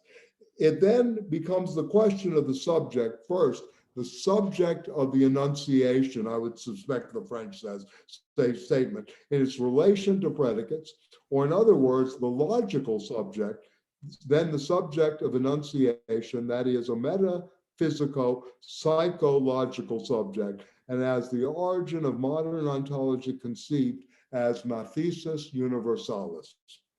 When this becomes the subject of history, work or labor emerges as the agent of transformation. And the question of techniques as the condition of all work emerges along with it. But the subject of work then proves also and more profoundly to be the subject of desire. that is, of the unconscious. And you know, Lacan, by the way, had a great statement, it's always stuck with me. The ideal worker is the unconscious. Kind of interesting to think it that way, to think the unconscious is the ideal worker in some senses, right? And this was so up until the point that the commodity, as the fruit and the conjunction of work and desire, proved to be the operator of a process of desubjectification, what Marxism referred to as a process of alienation. What remains unthought here, however, is technics, insofar it is the condition of the constitution of desire itself, and not just the conjunction of desire and work. So this is a very crucial, I think, paragraph in this reading. Technics and the supports of production in which techniques consist, support that arise in the course of evolution, have their own specific dynamics. So he goes on in here, and then he goes back to, I mean, again, there's this ongoing discussion with Heidegger at the bottom. Beyond a denunciation of techniques, the thought of Heidegger turns and returns to these questions. The question of, the thought of tension as political economy between supports and relations of production is the thought of political economy. A very good way of beginning to rethink political economy, the tension that exists between supports and relations of production, right, etc. And then it finds itself turned about by them, and insofar that this is the case, it's deconstructed by Derrida, and this goes back to where Josh began with authenticity of grammatology as the question of Eigenlichkeit, of almost being as the legacy of the Aristotelian question of being, the legacy of ontology itself. And this is why Derrida posits the deconstruction very much gets underway through the becoming of techniques. We shall see in the next volume, we never wrote it, that I know of. I mean, it may be in manuscript form. The use of Gebrosch as Heidegger's Sein und Sein, but also the Marxist concept of use of value as the counterpart of exchange of value is no longer sufficient for thinking what in techniques supports individuation precisely by going beyond not only exchange value, but use value. This is so even if this notion of use contains the idea of an incommensurability of uses and thus a singularity of uses, irreducible to the universality of exchange in general equivalence, referring here to the question of singularity through which the young Marx supposes to Hegel the irreducibility of the universal. Right? Very, very good. One forms as a form of practice is insufficient for any attempt to account for processes of individuation, precisely insofar as they presuppose a culture of motives through a practice of otium, the latter sounding so similar to what Marx is merely a soporific, the opium of the people. Right? So then he'll go on. Political economy, yes, unifies the objects. This is why he brings it together, this new notion of political economy between supports, right, and relations of production, unifies the objects of social critique and artistic critique, belied the deluded imaginings that would oppose them, traps of thought that were the result of so-called artistic critique, but which it would be very harmful to bring up to date by remaking them. This being so, political economy presupposes a description of the individuation of the technical system as the third strand of the individuation process, right? And one in which the technical system is what, as a system of tertiary retentions, supports psychic and collective individuation. Another way of looking too at what he's doing in terms of the libidinal, psychic and collective individuation processes, right? By connecting the psychic to the collective and vice versa. The individuation process of the technical system, at least since the advent of the West, clearly true, albeit according to other modalities, for Asia under the influence of imperial China, is overdetermined by the process This is interesting. This overdetermination that takes place in an epoch, processes of grammatization that brings discretization and generalized calculability. I show that the movement of grammatization now affects life as such, which therefore becomes in a tertiary retention, that is, a mnemotechnical and hyponesic support, which means that we are heading towards a generalized grammatization affecting the body and soul, consciousness, and the unconscious. Today, we're living through the new stage of grammatization, resulting on new processes of subjectivation, that is, of individuation. But the form in which the currently being set to work is essentially as processes of desubjectivation and disindividuation. New ways of looking at alienation is new language for the kind of alienation we're experiencing. Disindividuation, unlike desubjectification, means that the process alters both psychic individuals and collective individuals, and that for both it is a matter of the same Scrooge. Whereas the concept of subjectivization can sometimes seem to imply that the subject can subjectivate to the extent that they escape socialization, that is, social control. Right? The reason I offer this clarification is that there has been much ambiguity in this regard concerning precisely the 20th century thought that derived from Freud and from psychoanalytic practice. He's going to take this on in this automization of the superego, which I think is very, very close to bourgeois consciousness, you know, the protection of private property at all costs, right, in many ways. So disindividuation as a desubjectification affecting social forms as well as the psychic subject engenders disbelief. In other words, miscreants, right, and discredit, demotivation, and irrationality. This is what happens to this libidinal, displacement, right, in many ways. According to my own analysis, existence is distinguished from subsistence. And this is good, right, by the capacity to project itself onto the plane of consistence, a plane of consistency, right? And this plane of consistence must be cultivated through practice, that is, through putting specific techniques to work. The techniques of memory, that is, hyponemata, cannot be reduced to mere uses. Right? Given the analysis, I posit a new industrial society must be thought according to another industrial model based on a socialization of the hyponemic technologies emerging from grammatization and consisting its unprecedented and revolutionary forms of social practice. So this is what part of the program is, this new industrial program. This is a new deal. Exactly. Michael, how do you... I'm sorry? Yeah. I don't hear you, Carl. How do you interpret what he means by grammatization?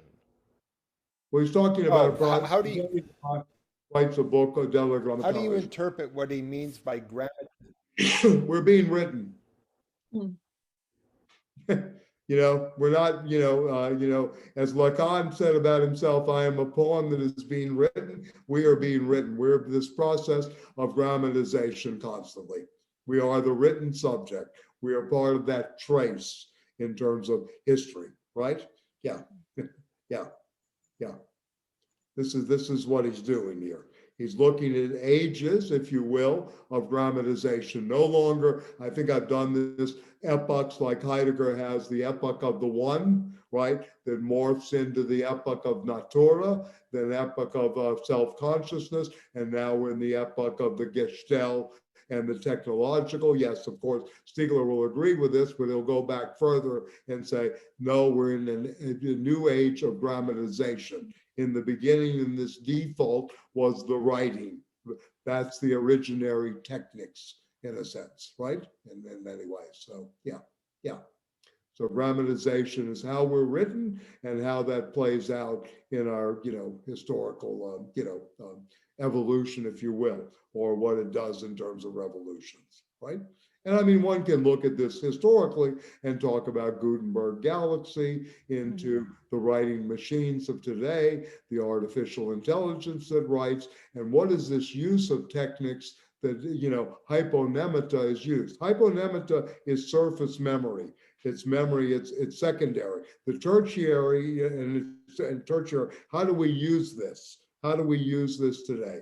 And the real task for him in grammatization is to understand this process through anonymesis, which is a Platonic term, of recollection, which is a very active process of memory versus that of just hitting the surface, right? That the act of recollection, which is prevalent in the Meno, for example, is really privileged here, in a way. That is one of the ways out. That is part of the new social therapeutics, right, in a sense, right? That is where the historical subject reemerges, if you will, where agency begins to emerge. Yeah, for him, yeah. I don't know if that helps, but yeah. But again, this is a very active thing, yeah. Go ahead, Carl, I'm listening. I'm just gonna see you start, yeah.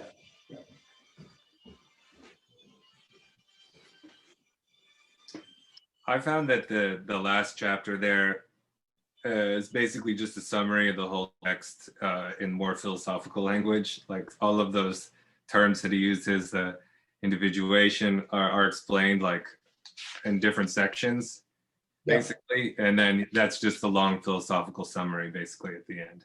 Yeah, that's what he's doing, yeah. He's summarizing this. But this is through a very active reading of De la Grammatologie, right? That we have forgotten, we're so involved with the speaking subject, the oral tradition, that we have forgot the margins of the text and the written, right? And this is Derrida's reading of the history, the repression of writing, the repression of the margins in history. And to bring that alive again is a part of what would happen in the age of grammatization, right? In many ways, right? So, or the way. If you're familiar with Stiegler and his terminology, then it makes sense. But otherwise, it's pretty difficult to penetrate that last section. The recapitulation, it begins, look, I'm trying, he defines what technics is, and he's trying to talk about, evolution here versus that of, the Darwinian Marxian moment versus that of what he's going to consider grammatization. He's trying to displace the traditional, attempts to look at forces of production and relations of production and this only dialectical relationship, and replace this with a new foundation for political economy based on supports, right? And the relations of production. And he's trying to ground this again in this new kind of supports, which has a founding moment in the Technics. And that's in section 3, towards the new spirit of capitalism. Yes. So it's like, all those points are just circling back to. Yeah. The one I wanted to try and talk about was section 8. Okay. The Alaskan Eskimo. I thought he raised a lot of the important questions that, some of them we touched on tonight in this section, especially. I don't know if we want to read some of it, or I'm not even sure really where to start because it kind of picks up in the middle of something. But I'd like to. What question are you posing to it, or what are you thinking? I think he's giving a critique of the Capello and Boltanski. I think where it says like maybe on page 27, the central question, however, is never posed. Right. Where individuation is a process of the construction of the psychic and the collective individual, the industrial process has, on the contrary, become an agent of disindividuation, which is a recurring tension whenever a major evolution of the process of grammatization occurs. Right. This tension is obvious today, and network connectivity, which is a crucial part of the new spirit of capitalism, is one aspect, inscribed in the larger context of cognitive and cultural technologies, of the correlative paradoxes of cognitive and affective saturation. I mean, he defines all those terms earlier, now recognized as an issue for the knowledge industry and knowledge society. Now, individuation rests on and is constituted by the fabric of savoir-faire and savoir-vivre, for which the object is the support of practices. This being the case, the problem is that cultural and cognitive technologies are being put to work in a hegemonic way, a way that is exclusively and systematically oriented towards disindividuation, the aim being to make singularities calculable, that is to deny that there are singularities that only insofar as they remain incomparable, and as such that they are non-existent with respect to the criteria of calculation. Hence, it was not merely artistic critique to the extent that this concept has any relevance, that is, enables the true transformative process to be brought to life, that failed. It was capitalism insofar as it is self-destructive. The new spirit of capitalism makes no mention of what I am saying and analyzing here in terms of process of disidentification, nor does it mention the control of conscious time proclaimed by Patrick Lillet, or the fact that conscious minds have become, as audiences, the controlling market of all markets, which is why we must refer to control societies and so on. Which I didn't understand too, that when he was talking about Deleuze's control societies, that was sort of the moment of television. I guess that's why I was talking about that. Yeah, it's no accident that they take that from William Burroughs. Right. Naked Lunch in the Right, that's true, I guess, yeah. I mean, The Naked Lunch is a crucial book for Gilles Deleuze, and it's certainly Guattari. So anyway, I think this is a very important section here again, is the loss of savoir-faire. And, to go back to a great text of Heidegger, what it's called thinking, maybe the essay is here, why we don't think, right? He's really speaking about this. How did it become that we don't think? How is it impossible for this culture to think at this point? He's really pointing to this, in my opinion. Yeah, I mean, why we're getting these fiats on the pandemic every day, all the conflicting information parading out, is Rachel, whatever her name is, Walensky, any different than Fauci, or any different than the Trump people that were put up there, in some ways. Why no one can think? In a sense, he's pointing to this, I think, very, very accurately, this thing that you're talking about.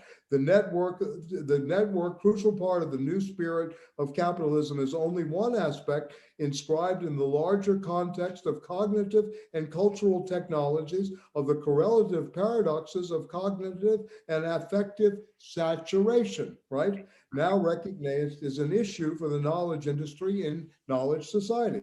Individuation rests on and is constituted by the fabric of savoir-faire and savoir-vivre, for which the object is a supportive project. This being the case, the problem is that these technologies are being put to work in a hegemonic way, right? A way that is exclusively and systematically oriented towards disindividuation.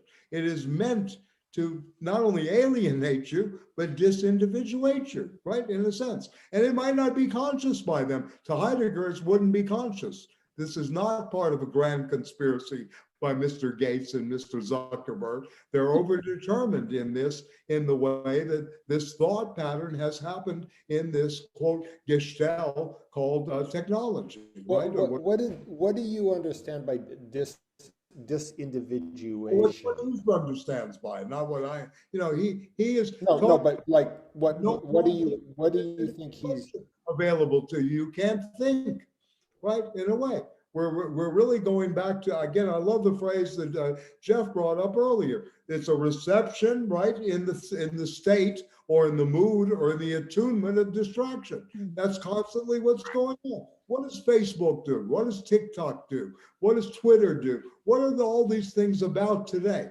This instant communication that happens in email, all the confusion that takes out. Isn't these processes in many ways of disindividuation in some ways at its base? I'm not saying it can't be used effectively, functionally in terms of some stuff. But on the other hand, he's speaking to this kind of this new spirit that capital thinks it's really bringing people together, when it's really, in a sense, disindividuating them. There's no longer this process that's going on where we make ourselves, where we're actually learning how to live. Sure, we know the best wine because we can read a book. We can listen to Bourdain on TV, tell us about what's good food, and also explain the derivatives market in a in a movie, The Big Short. But on the other hand, are we really in this process of making ourselves in a way, right? Anymore, right? Are we really in that thing? Do we the reason to live rather than just to live, right? In some ways. So in some ways, Stiegler is talking about what make, the title of his book that Tony pointed out, I think last week or the week before, taking care of the generations and what makes life worth living on the pharmacon. So you have to think here, he's always dealing with these ambiguities. For him, the remedy and the poison are always working operatively, in a sense. This is part of the beauty of the reading of the Phaedrus, and also this whole notion of the pharmacon, the pharmakos in ancient, philosophy, right? How it works in the modern context. Don't you think, again, I haven't read this essay. I'm working mostly through the other book, but there's something about a lot of the, this is very apparent in Heidegger, but there seems like there's,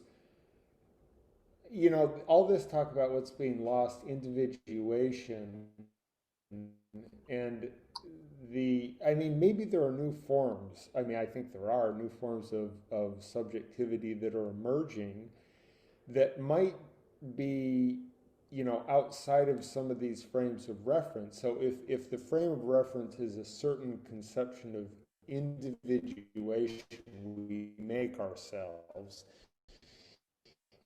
and if that process has become so mediated, which so much of subjectivity and intersociality is mediated through these technologies. Alien here. Yes. So, but it seems it's created. It's not.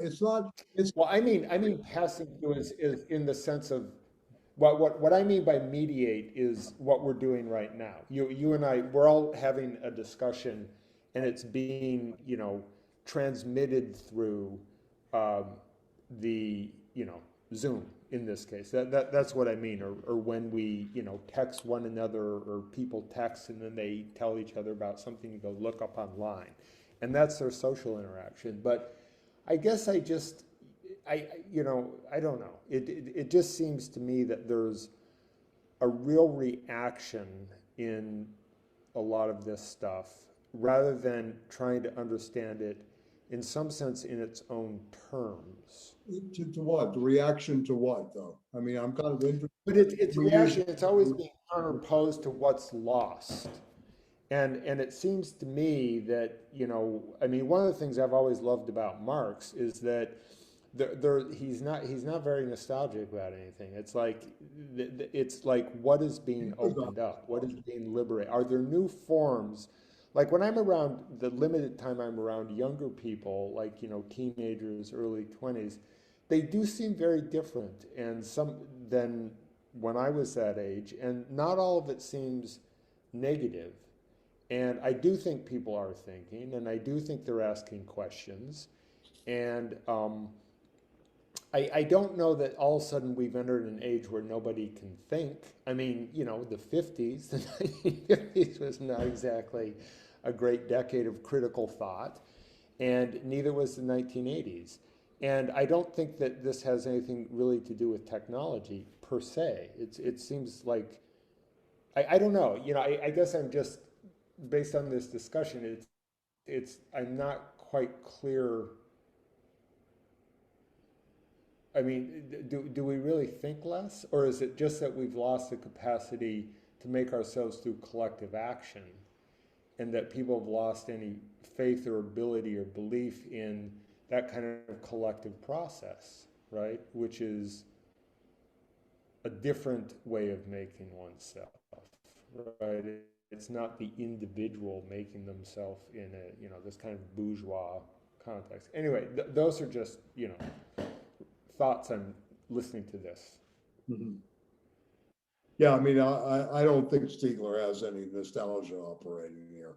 I think he's trying to advance a thesis based on the fault of the Epimetheus, that we are not in this Promethean moment, right? We're no longer in this kind of age, in a sense. He's trying to write this in terms of how technics shapes us, not how we shape the world. Subjectivity is not on his agenda. He's looking at transductive relationships and interrelationships that are going on again by what he wants to frame as a new political economy that's based on the supports in the system, right? No longer just the forces of production, and how this talks to the relations of production, but at the same time, he wants to show, and demonstrate the exhaustion of libido, the exhaustion of what was there maybe in the 50s and maybe earlier in a certain way. Well, I mean, why aren't there more? Listen, things are infinitely much worse in terms of servitude to a system, rule bound, et cetera. I mean, I deal with academic chairs. All they do is follow stupid rules. Not Kristen, but, these academics are, they're morons. I mean, in a certain way, all they do is they look at rules. The administration won't allow this. We can't do this. You can imagine that I'm put in a position where you have to give student names who are willing to take a course before you open something. I mean, this is absolutely terrific. And of course, I'm like Huey Newton. I know the 1974 law, the FERPA law that talks about student privacy. And I say, I think you're violating the law by even asking the question as administrators. But anyway, I mean, look, again, he's trying to look at a 50-year period, in which he grows up, and he's really trying to come to terms with it. But he's advancing a thesis that's very original, in my opinion, that, it is not so much that we have had all these great existential choices and all these rational choices, et cetera. We're sort of shaped, right, if you will, by the techniques around us. That doesn't make us any lesser, I mean, he's not using the language of personalism or personality or the language, he's using the processes. This is what he's talking about, new processes, individuation. Josh, you wanted to say something? On 32, it actually, he talks about process. I was going to bring that up at some point, but it's a really good passage, actually. And it also talks about the noetic act and stupidity, which Carl is bringing up here. Yeah. Nothing is the origin of anything else. Yeah. That part. Yeah, exactly. Yeah. So you want to read that? I don't know about young people today. I mean, in a sense, I mean, I teach, I run into a lot of them. I mean, the difference between an honors student and a regular student is that the honors student knows how to cut and paste effectively in a sequential way. And they're smarter at plagiarism. This is the difference that I'm seeing. I don't see any real thinking or original. They don't have reference points, in some ways. And I mean, I'm not teaching at Yale or Harvard or Stanford or even UCLA for that matter. But anyway, I'm just saying that this is something. And and what I notice in scholarly work is a kind of template scholasticism. Everybody has a template in which they almost orient their research. It's template thinking. It's not thinking. It's superimposed, very much like we were talking about in cinematic time. So I mean, I mean, I'm sure there are exceptions, right? I'm waiting, yeah. I'm sure there are exceptions, but in general, he is of the school that the knowledge, industry in a sense, cognitive capitalism in some ways, if you want to use that kind of terminology, has created a new epoch of stupidity. He says this. And he speaks about stupidity not in an arrogant way, but what's been a result of this network connectivity and what it does to disindividuate. This is Stiegler. I mean, I'm not saying, this is the gospel truth, but this is how he thinks and what he's doing. And I think there's something to be said for this in some ways. Yeah. I mean, it makes me think of this book that was actually a fun book to read and really interesting. It came out about 10 years ago, The Dumbest Generation. And he's looking at sort of this process, and he's a teacher. I think he actually teaches in a somewhat elite private college, but how like people's ability and their knowledge of history, and again, like understanding an argument. Like I used to have this experience teaching of you would say, well, I would tell people, well, I know what your argument is, but you need to anticipate the counter argument and rebut it, and it would just be like you get drawn blank stare even from master's students, and it was so I think that there's definitely in the externalization of memory. I mean, I notice this when I interact with my nieces and nephews, that the conversation is constantly being mediated through the cell phone and through looking things up, and it's almost like that becomes the support of people's ability to converse, right? I get the sense like point is could not converse. Ego has been exhausted in the objects. That's what's happening. It's a new form of sexuality that is not really investigated at all, in a sense. This use of the externalization and these objects that dominate everyday life. I mean, it just to say another thing. That part of this, like the exhaustion of the libido. I mean, I think that's a very interesting idea, and when we were talking earlier about it, just the effects of these technologies they're having on all. It just brought. I was thinking of this Borges story, where there are these people. And they're drawing like they've just lost any desire. They just lay around and they're just depressed. And it's because they've realized that everything that can happen will happen. And that, so when everything that can happen will happen, when everything, there's sort of, and I think that something like that is taking place, that there's just such a proliferation that things lose their kind of particular and intense qualities, right? Because it just all kind of becomes flattened out, and so nothing is unique. There's no. It seems like we're losing particularity. Well, I mean, the ability to. I mean, that was just. Yeah. Okay. One question What? that Errol opened it up, and I think it's a good starting point. And one question that's on the agenda for this course, I hope we can talk about it at length after this reading of Stiegler and then Kittler. Is there any possibility of an avant-garde? This is the first generation, this internet generation in a way, without an avant-garde. Is there really a future? That's really the question, right? In a sense, even though we may be missing a lot about artificial intelligence, the ability to write mathematical, log algorithms, et cetera, write a program and all of that, is that to have value in itself? Well, does it really? Is it really liberating? Is it really advancing us in terms of what an avant-garde does? And is it posing the right kind of questions? And I think this is a very interesting comment. This may be the first generation, that is without an avant-garde. You had at least I think this is another reason he goes back to May of '68 to say, well, what happened to this? What went wrong, again, right? Because that may have been the last. I mean, look, May of '68 or the 60s, in a sense, was our Dada. We had our Dada. There was a Dada in the 30s, right? But I mean, the 60s was really the Dada moment of, if you will, of the century, right? And in many ways, right? The formations of everything from countercultures to real questions being posed, alternatives, et cetera, et cetera. So I mean, where is that today? In a way, everything's NGOs, right? How do we get a foundation? How do we write grants?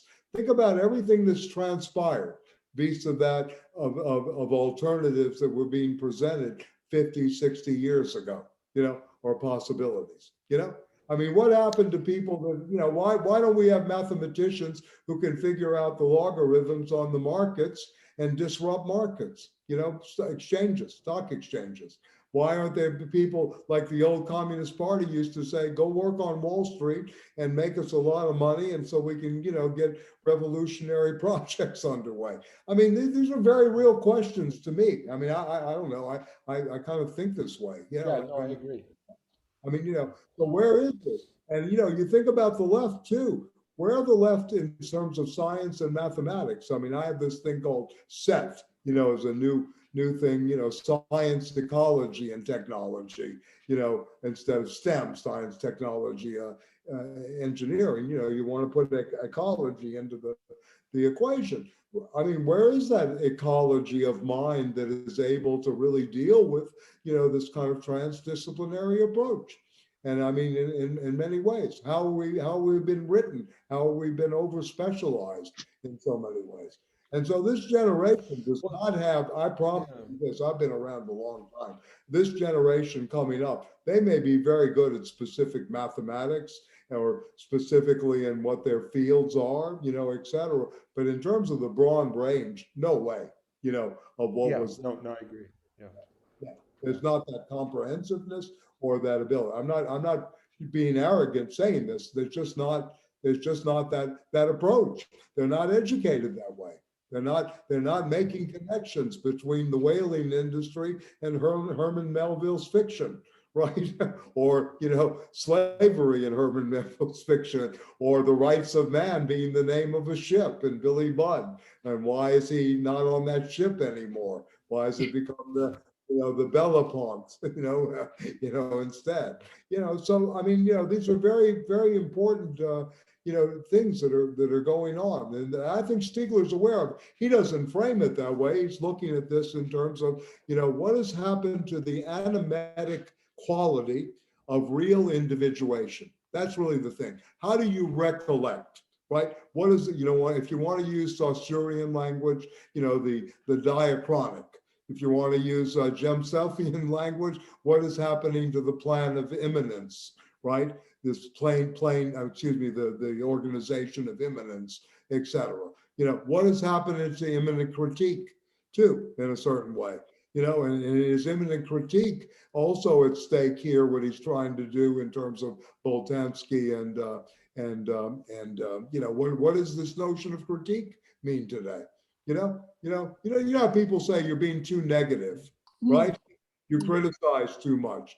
Think about all these little offensive terms. You talk about thinking that are really structured not to make you think, not to bring up things, that are really repressive apparatuses at work, in the system, right? To begin with.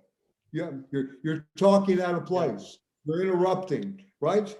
You're disrupting, right? Yeah, and Stiegler really believes we're in this. I think I mentioned this. Jasper says we're shipwrecked. The absconded gods from Heidegger. These are all metaphors. But for Stiegler, we're really in an age of disruption. He understands this. We're borderline in this disruption. What is this disruption about? And you hear how this language is used in everyday political economy in Wall Street and corporations. Show me a disruptive technology, right? Show me a disruptive technology, proprietary technology. This is all part of I think the system that he's really trying to undermine and maybe reverse. I mean, what I like about this, I'll just say, I like his ideas of milieu, and I like his idea of social therapeutics. So I really like it very much, that he has a program that is really about taking care, right? And that the care aspect to me is very important. And he fleshes out a part of being in time that Heidegger never did in a very different way. Yeah, that I like. I was just curious, Josh, you had raised this passage that you thought was very relevant to these discussions. I didn't want to. Oh no, I mean we kind of went afar from that ultimately, but he just has some nice lines about process and origins and some of these things. But he also talks about stupidity. He gives the definition of stupidity on 33. as something as that what obstructs ultimately. But then, I actually was wondering about his notion of the noetic act, Michael, and because he ties this to the technical moment as well, and there seems to be this sort of like, it's not all the time a productive act, a noetic act, because it can fall into sort of this technical idea, but then there are moments when it sort of goes and constitutes new domains or something. I thought that was a very interesting Early intentionality at work, right? The noesis noetic process in terms of how we constitute objects, right? So this is where he's going with that. The noetic consciousness is the intention fulfilled, right, in terms of the object world. I see. Yeah. So this is going on, but it can fool us too. Right. Again, why Husserl is always, taking again a step back to kind of reconstitute something, to say, okay, we didn't really see that, in an adequate fashion, or we didn't really constitute that, in terms of really getting to the essence of the thing itself. Yeah. So, I mean, just to go back, look, he defines his notion of political economy, that the new political economy will bring together the unification, page 40, of social and artistic creativity beyond deluded imaginings that would oppose them. Traps of thought were the results of so-called artistic critique, by which it would be very harmful to bring up to date by remaking them. Political economy presupposes a description of the individuation of the technical system as the third strand of the individuation process. So psychic, collective individuation, right, and the technical system all working in a system of tertiary regressions supports both psychic and collective individuation. So you're dealing with a triadic relationship here, very, very, very clearly, in terms of the new political economy. He is going to try to develop a new political economy alongside this new creation of a political, remember, this is really a massive, ambitious project in terms of a thought experiment. I mean, he's really trying to ground an epoch. He's really trying to consider, this is not the little child's play that he wrote some good empirical work out there about, fantasy land and Disney. I mean, this is a very ambitious philosophical project that is very well thought out ontologically. He's trying to work with a new ground, if you will, a new grounding, of how we will think into the future. So in some ways, that is part of its liberatory, if you will, to use an older language, or part of its, freeing act, if you will, to kind of put us on course in one ways, to kind of build this new method, this new way of looking at things, to get out of say, the 19th century. Yeah, I mean, in many ways, right? This is just a general question to Josh and you, Michael, and everybody. But do you think like he would identify sort of a weaker sense of self, or a more kind of just a weaker sense of self? I mean, I feel like there's I see that in like some of the younger people I'm interacting with. Is that it's under erasure. Recapture this language of self and other subjectivity is under erasure. It's under erasure. It's been crossed out. It's a kind of chiasm. You can recapture historically and diachronically in its tertiary retention, how it's been industrialized in the memory, etc. But at the same time, it's no longer, to Bernard Stiegler, part of his project to use that kind of language. His language is individuation, processes of individuation, disindividuation. He's not going to use alienated so much. So there are a lot of neologisms here. Obviously, this is another thing that's going on. He's creating a currency, if you will, within his operative, not only frameworks but his ontology in some ways. So yeah, so the use of the language of a weakened self, yeah, of course he's going to agree with you and say, yes, of course, look at what's going on. There isn't this strong sense of self or identity anymore. And, um,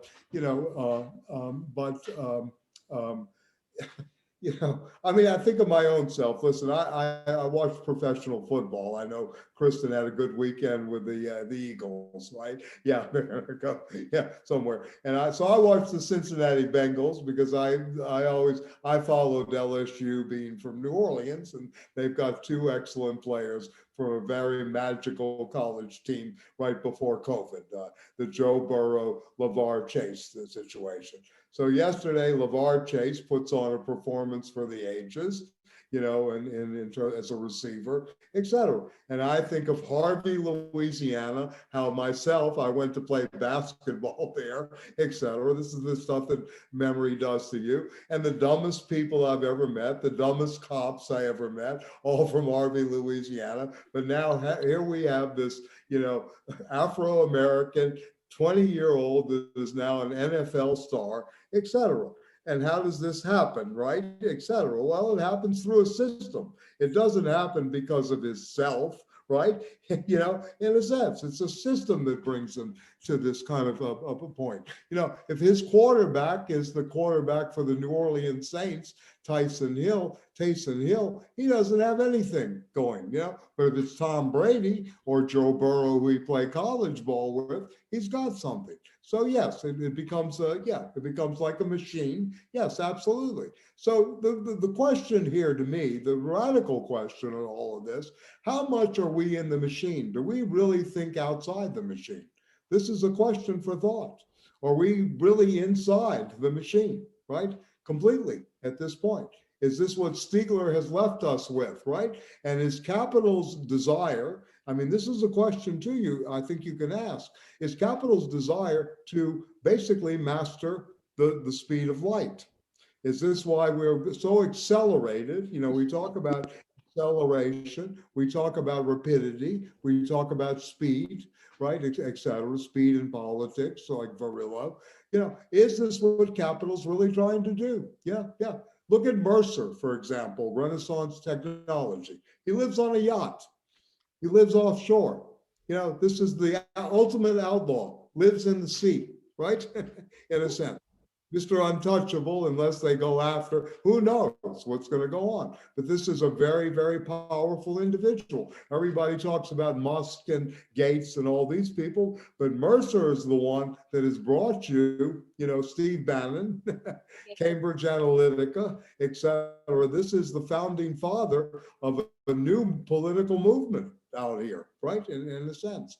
So how much are we in that machine? How much is he a product of that machine? This type, right? If you want to go back to Weberian language, is he an ideal type? Or Nietzsche's language, a type that he speaks to in terms of the genealogy. Well, so Stiegler, I mean, isn't sort of, it seems like from the other book that very much his thrust is about, the tertiary retention and the prosthesis, the memory prosthesis, and how that's become captured by capital, and is so it seems like that's kind of what you're talking about, and it seems like yes, I mean in that sense we are more enclosed than we've ever been. I just feel like the enclosure has taken place at every level. The real estate market, the way it's enclosed urban spaces in certain ways, and there's just sort of this totalization of capital. What am I really? I guess I'm just I want to see where he ultimately goes with this, because if that's the basis of the critique of this kind of grammatization, then what would be the counter who controls grammatization controls the populace in a certain way. Yeah, I mean, it's a very interesting Say that again? Grammatization become controlled by us, right? In a sense, right? How does social control work through grammatization? How is this happening today? Yeah. But don't you think part of it is that we've that it seems like part of what happened, like when we were talking earlier, the 60s, and there's all this emphasis on sort of individual freedom, pleasure, autonomy, authenticity, and that over time that kind of gets reappropriated. And it seems that it's in some sense been transformed into this idea of like continuous optimization. And that it seems to me that that's a big part of the exhaustion we feel. And I was just thinking like how, it used to, like in the 60s and early 70s, you'd eat healthy food, and that was kind of a political statement, and you were doing something good for the environment, and this type of stuff, health, what we today call health food. And now it's sort of morphed into all these magazines, these lifestyle magazines, promoting the paleo diet or, whatever, as a way to sort of optimize your performance. So everything has become like, and it seems that's a lot of how the control, it's almost like a system of control that just reproduces itself. Right. But he's without anyone. with all due respect to Stiegler and also Marcuse's the notion of the performance principle that he articulates very well in Eros and Civilization. Stiegler wants to talk about this in terms of the automation of the superego. How are values? How is all this working at this point? What is the role of the family? He's much beyond Althusser in this sense, in my opinion, or it's an extension of Althusser in a very profound way, much deeper than just ideological state apparatuses of the ISAs, in a sense. He's looking at the automation of what is the superego is happening. And, I don't know if it's your experience, but the kids today, very polite, yes, sir, very nice, generous, very civil, not everybody, of course, but, it's a very different attitude, going on. Is this an automation of the superego that speaks through them? How are they being written? What is really happening here? And, it's not only, but he's not only talking about processes of socialization, he's also talking about what he's looking at, this political economy again, the supports, right? Again, I emphasize this, the technics, right? and these relations of production, how the two are always working together. How does this technics, this prosthetic, determine where we are, right? In many ways. Yeah. And how do we ultimately be able to look at the crutch, look at the device, right? In a sense, with some kind of, feeling, do we really need this, or how could this be used for a very different kind of future? Can there be an avant-garde built around this, this new stuff? And that's a real question. I mean, it's a real question. Are we inside? Are we so totally inside at this point? Yeah. I mean, really, in a way. I mean, is the mathematics, is the mathematical ontology so great now that there's no way out of these algorithms that are being created, recreated every day? Is this a new kind of governmentality to work with Foucault's language? Is there, yeah. Is the Heideggerian question of planetary technology really the essential question of our time, in terms of how we're to live and what we can do with it? Yeah, I mean, in a sense. I mean, and maybe in some ways the pandemic is a great experiment in trying to figure this out. How is this all playing out? We get everyday statistics. We have not had one serious discussion about changing public health structures. Yeah, right. Food distribution, right? Et cetera. I love kiwi, but I know kiwi goes from Italy to the West Coast, then is trucked in a freezer truck onto the East Coast. So I don't eat it as much. I have to buy the very expensive stuff that, is $1.50 more, to do it. But anyway, I mean, see, these questions aren't being addressed. This is what I mean about not thinking. I don't think it's just avoidance because it's not profitable. I don't think it crosses these people's minds. And you look at the people on, speaking of TV and enframing, look at how these people come across, these politicians, everybody from Sleepy Joe to, this new public health official that's out there, talking about we can't close the schools, right? We need the 5-day quarantine because the Delta Airlines CEO told us that we cannot survive with a 10-day quarantine. You know, all of these things. I mean, this is the level of the imagination. This is part of to me, the real problem. What is producing this? You know, does Rachel, whatever her name is, wake up one day and say, I'm going to be this way? No, she's formed, she's you know, cultivated, she's put into this moment. Stiegler wants to cultivate something completely different outside of this. Yeah. And he realizes that depression is one of the major Scrooges of our era, you know, that it's symbolic misery that's out there. Nobody's talking about psychic poverty, right? Psychic impoverishment, right? Yeah. You know, the schools aren't going to give these kids new forms of knowledge going back to school. You know, you have to do much more in terms of this psychic and intellectual impoverishment that's happening. You know, and again, this is not being raised by the educators. They just go with the program. How are we going to adapt, right? So, to my mind, I mean, I'm trying to look at this from you know, his notion. So we're in listen, he titles the book on education and stupidity in the 21st century, States of Shock. It's a play on Naomi Klein's, obviously, the shock doctrine, right? In a sense, you know, and where disaster capitalism and how it operates, you know, happens, right? He's well aware of this, but he wants to go much further to talk about how stupidity is actually encouraged, reinforced constantly. Right? Not thinking, right? Not thought. And he wants a reversal of that. But he sees that as a product of these separations between the artistic, the social, these kind of dualisms that are, you know, created in many ways, you know? So in a way, so you're reading here, in a way, theory, right? And trying to understand, you know, what occurred since May of '68, right?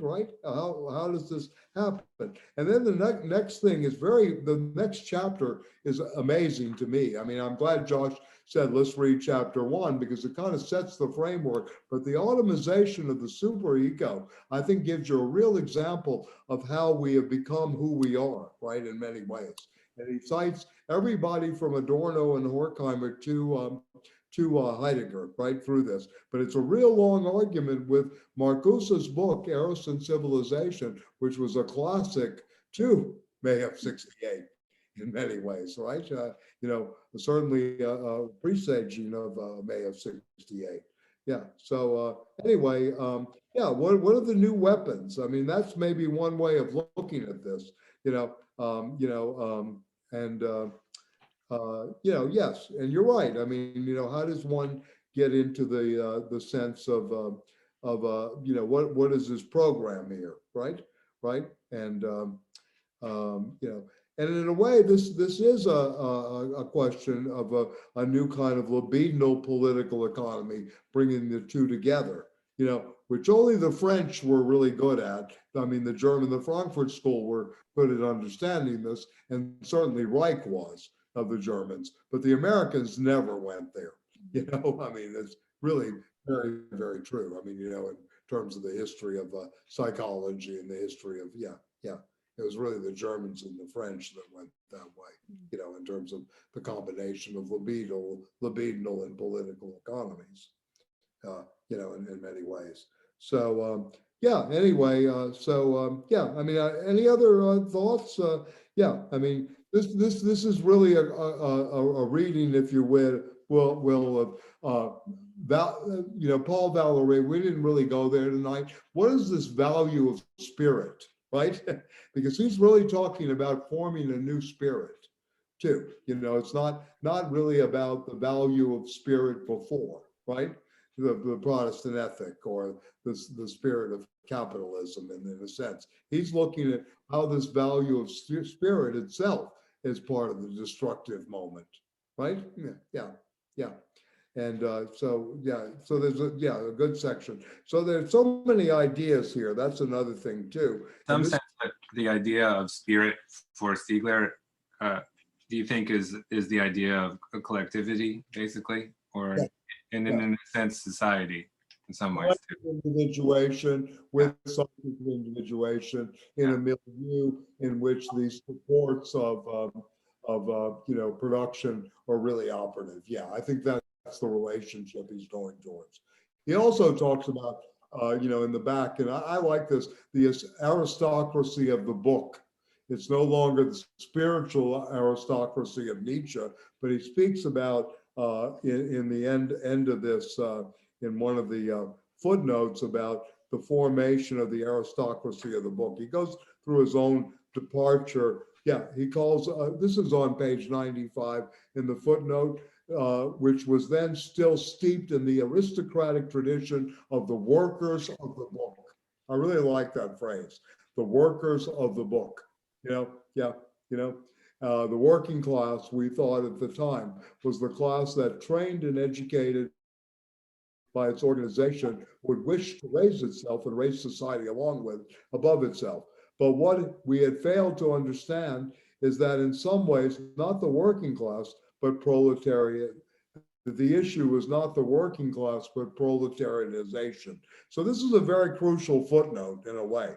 How did this proletarianization take place as a process from 1968, right, to the present time? How does this process of proletarianization? One of the arguments put forward, those pro-Chinese, was that to define the proletariat by their work status leads to the workerism of the PCF. But the Maoists were reasoning only in relation to the contingent place of the Chinese peasantry, and thus did not see that proletarianization must be thought in the 20th century in terms of relationships to technics and marketing, right? Very important. And as the loss of knowledge in general, that is far beyond the sphere of production, right? They did not understand the consumerist mutation of capitalism that took place in the 20th century, for the analysis of which Marxist thought is insignificant. Only the situationists encountered in '67 were capable of glimpsing what was going on. So this is a footnote, page 94, 95, footnote 7 to pages to this early thing. I think which elucidates, it gives you a little bit of his background too, what he was doing about school. He was, at 14, he was expected to go to work. This is not a guy that comes out of, this is not Althusser with the banker father, or, some of the other, intellectuals of the 20th century in the left tradition. This is someone that came, very much from certain areas in Paris. Was a party member up until 1976. He was a member of the Communist Party until 1976. And then he went to jail, 79 to 80, 83, 84. So, in many ways. So this is a very interesting character. This is not someone that just is in the ivory tower theorizing. Yeah. I mean, to my mind, I admire this deeply. Plus, he had a jazz club. Yeah. Plus, he never ratted out the drug dealers either. So he understood the role of certain drugs to keep the horns playing at a certain level. Yeah. Yeah. So anyway, I mean, I don't know. Artistic critique, I guess. What's that? I'm sorry. Jazz club is artistic critique. Yes. Together, yeah. I mean, and listen, I mean, look, the French prison system, I studied this a little bit because of my interest in Spinoza. Spinoza's Ethics is the 5th most read book in prison in France. Can you imagine? Yeah, whereas in the United States, they can't spell it, much less pull it off the shelf, or if it's on the shelf to begin with. Do they let you read that kind of thing in jail? I've always wondered that. Like, do they even let you have those books? Yeah, no, that's a good point. I was just reading something recently. There's a lot of censorship in prisons about what's allowed for reading. Right, yeah, exactly. I don't think you could bring Marx in jail. I'm not sure. I'd like to know. Kristen, is she still there? Well, Kristen's left. We can ask her. Well, if that teaching in the Baltimore prison. when I was at Johns Hopkins. I really enjoyed that very much. I taught a course on prison literature to a group of inmates. It was really a lot of fun. So not for them, it was great. And boy, you learn, these people are so quick at picking up on stuff.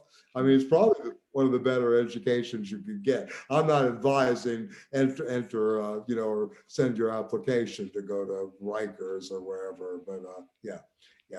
But one of the great stories I ever heard was, I'm again, speaking of Louisiana, that's where the Angola prison is, one of the very worst.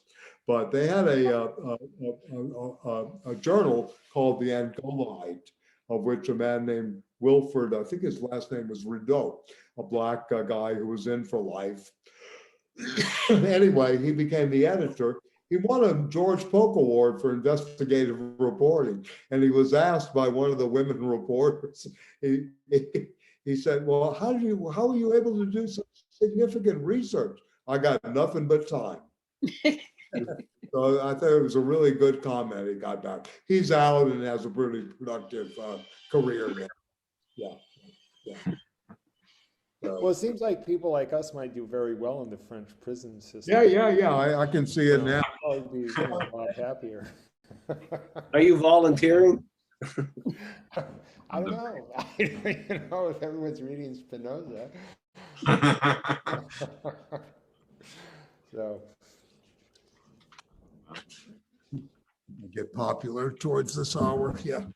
Anyway. I mean, listen, again, I'll try my best to give you some of the more of the vocabulary. Again, be aware that he's dealing with a lot of neologisms. Again, as Patrick knows, there's a lot of Kant here. The transcendental apperception is on the table in the noetic noesis, movement and phenomenology.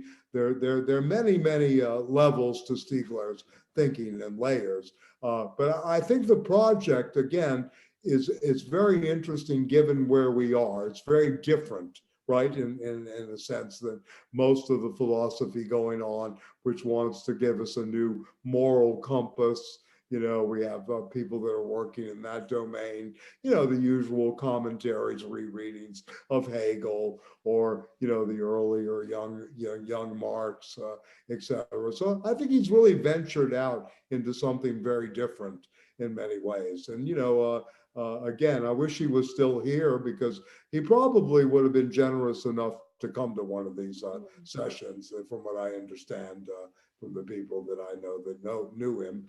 And and it's just a shame we lost such a great, thinker or emergent. I mean, he was just at the peak, just at the peak, 69. Has anyone else here, read and have an opinion? I think you say his name, Byron Chul Han. He's Korean, but he's a German philosopher.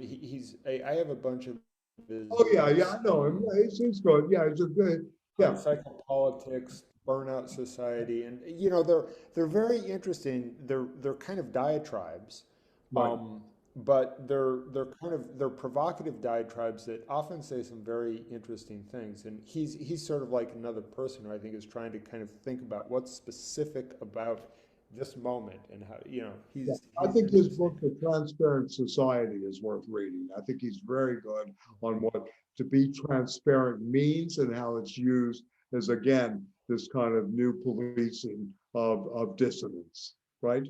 The policing of dissonance, the policing of critique, the policing of really reasoned argument at this stage.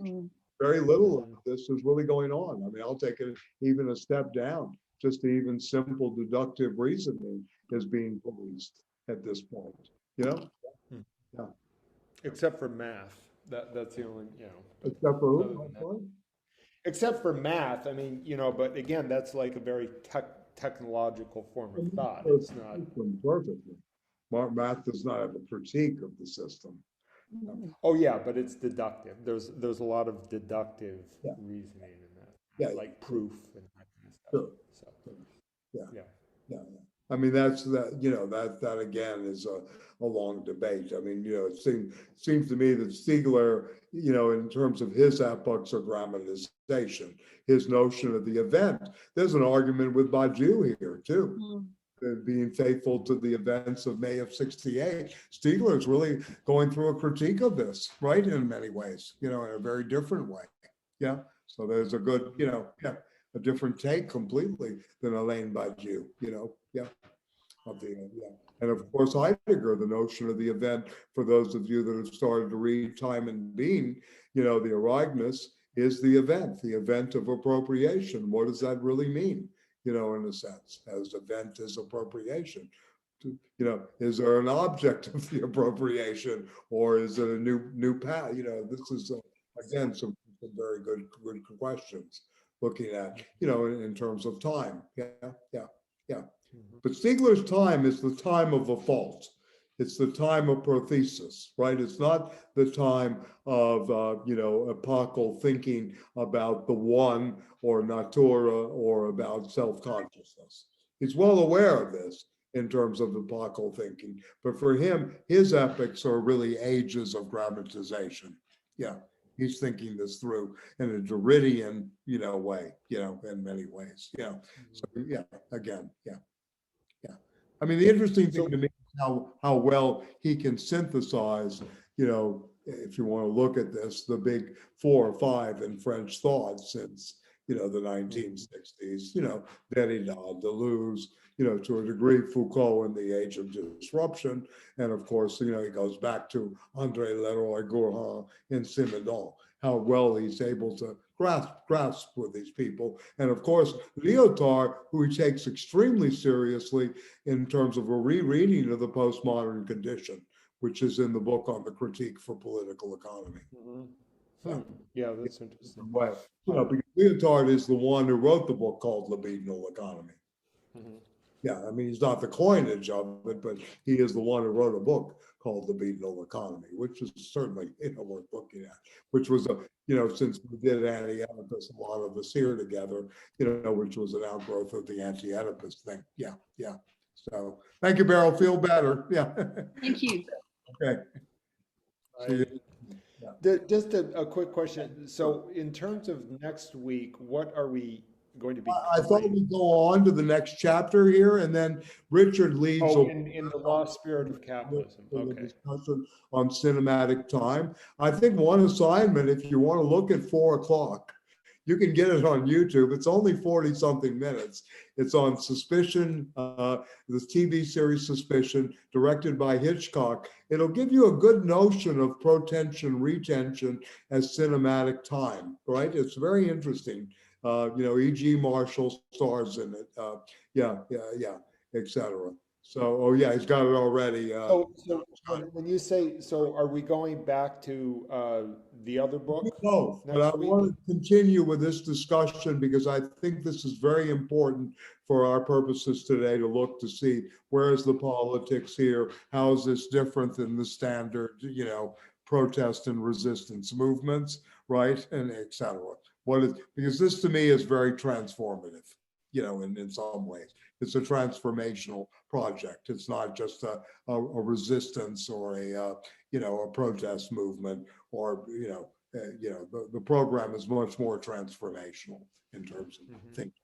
Yeah. So it's chapter 2 in the lost spirit of capitalism. The lost spirit of capitalism on the automation. And then cinematic consciousness. I also suggest with Stiegler, if you read it after these discussions, and Josh is a living example of rereading this later, you get a lot more out of it. It's dense, right? It's not the easy, I used to say the text hides from its first comer. So it's good to go second to the second coming with the text in some ways. And it kind of becomes a little clearer.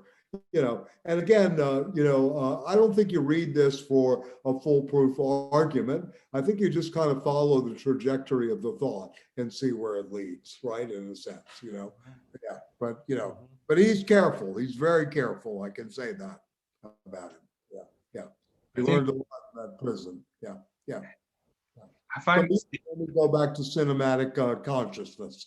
the second chapter, which actually has some very good sections on both Husserl and Freud, the unconscious. So it'll fit, I mean, hopefully it will fit together, you know, in some ways. And then we'll do that and we'll see where we are temporally, and then we can go on to Kittler, who's much more directly Heideggerian than yeah, but very different, you know, in how he approaches this in optical media.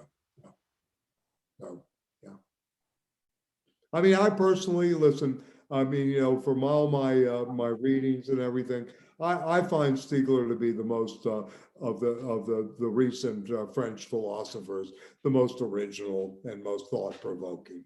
Yeah, to my mind, you know, more than the Badiou's and the standard figures, you know, that we're accustomed to, the old Althuserian school, you know, and some of the other people. And there are a lot of good people that haven't been translated. I've just been attuned to a guy named Jean, what's his middle name? Jean-Claude Martin, a very interesting philosopher that's never been translated into English. Wrote a very good book on Ridley Scott, The Monster, and Ridley Scott. So yeah, there's a lot going on that we're, you know, yeah. So I will get caught up for next week. I just got all the. Okay, good. All right. Okay, well, everybody.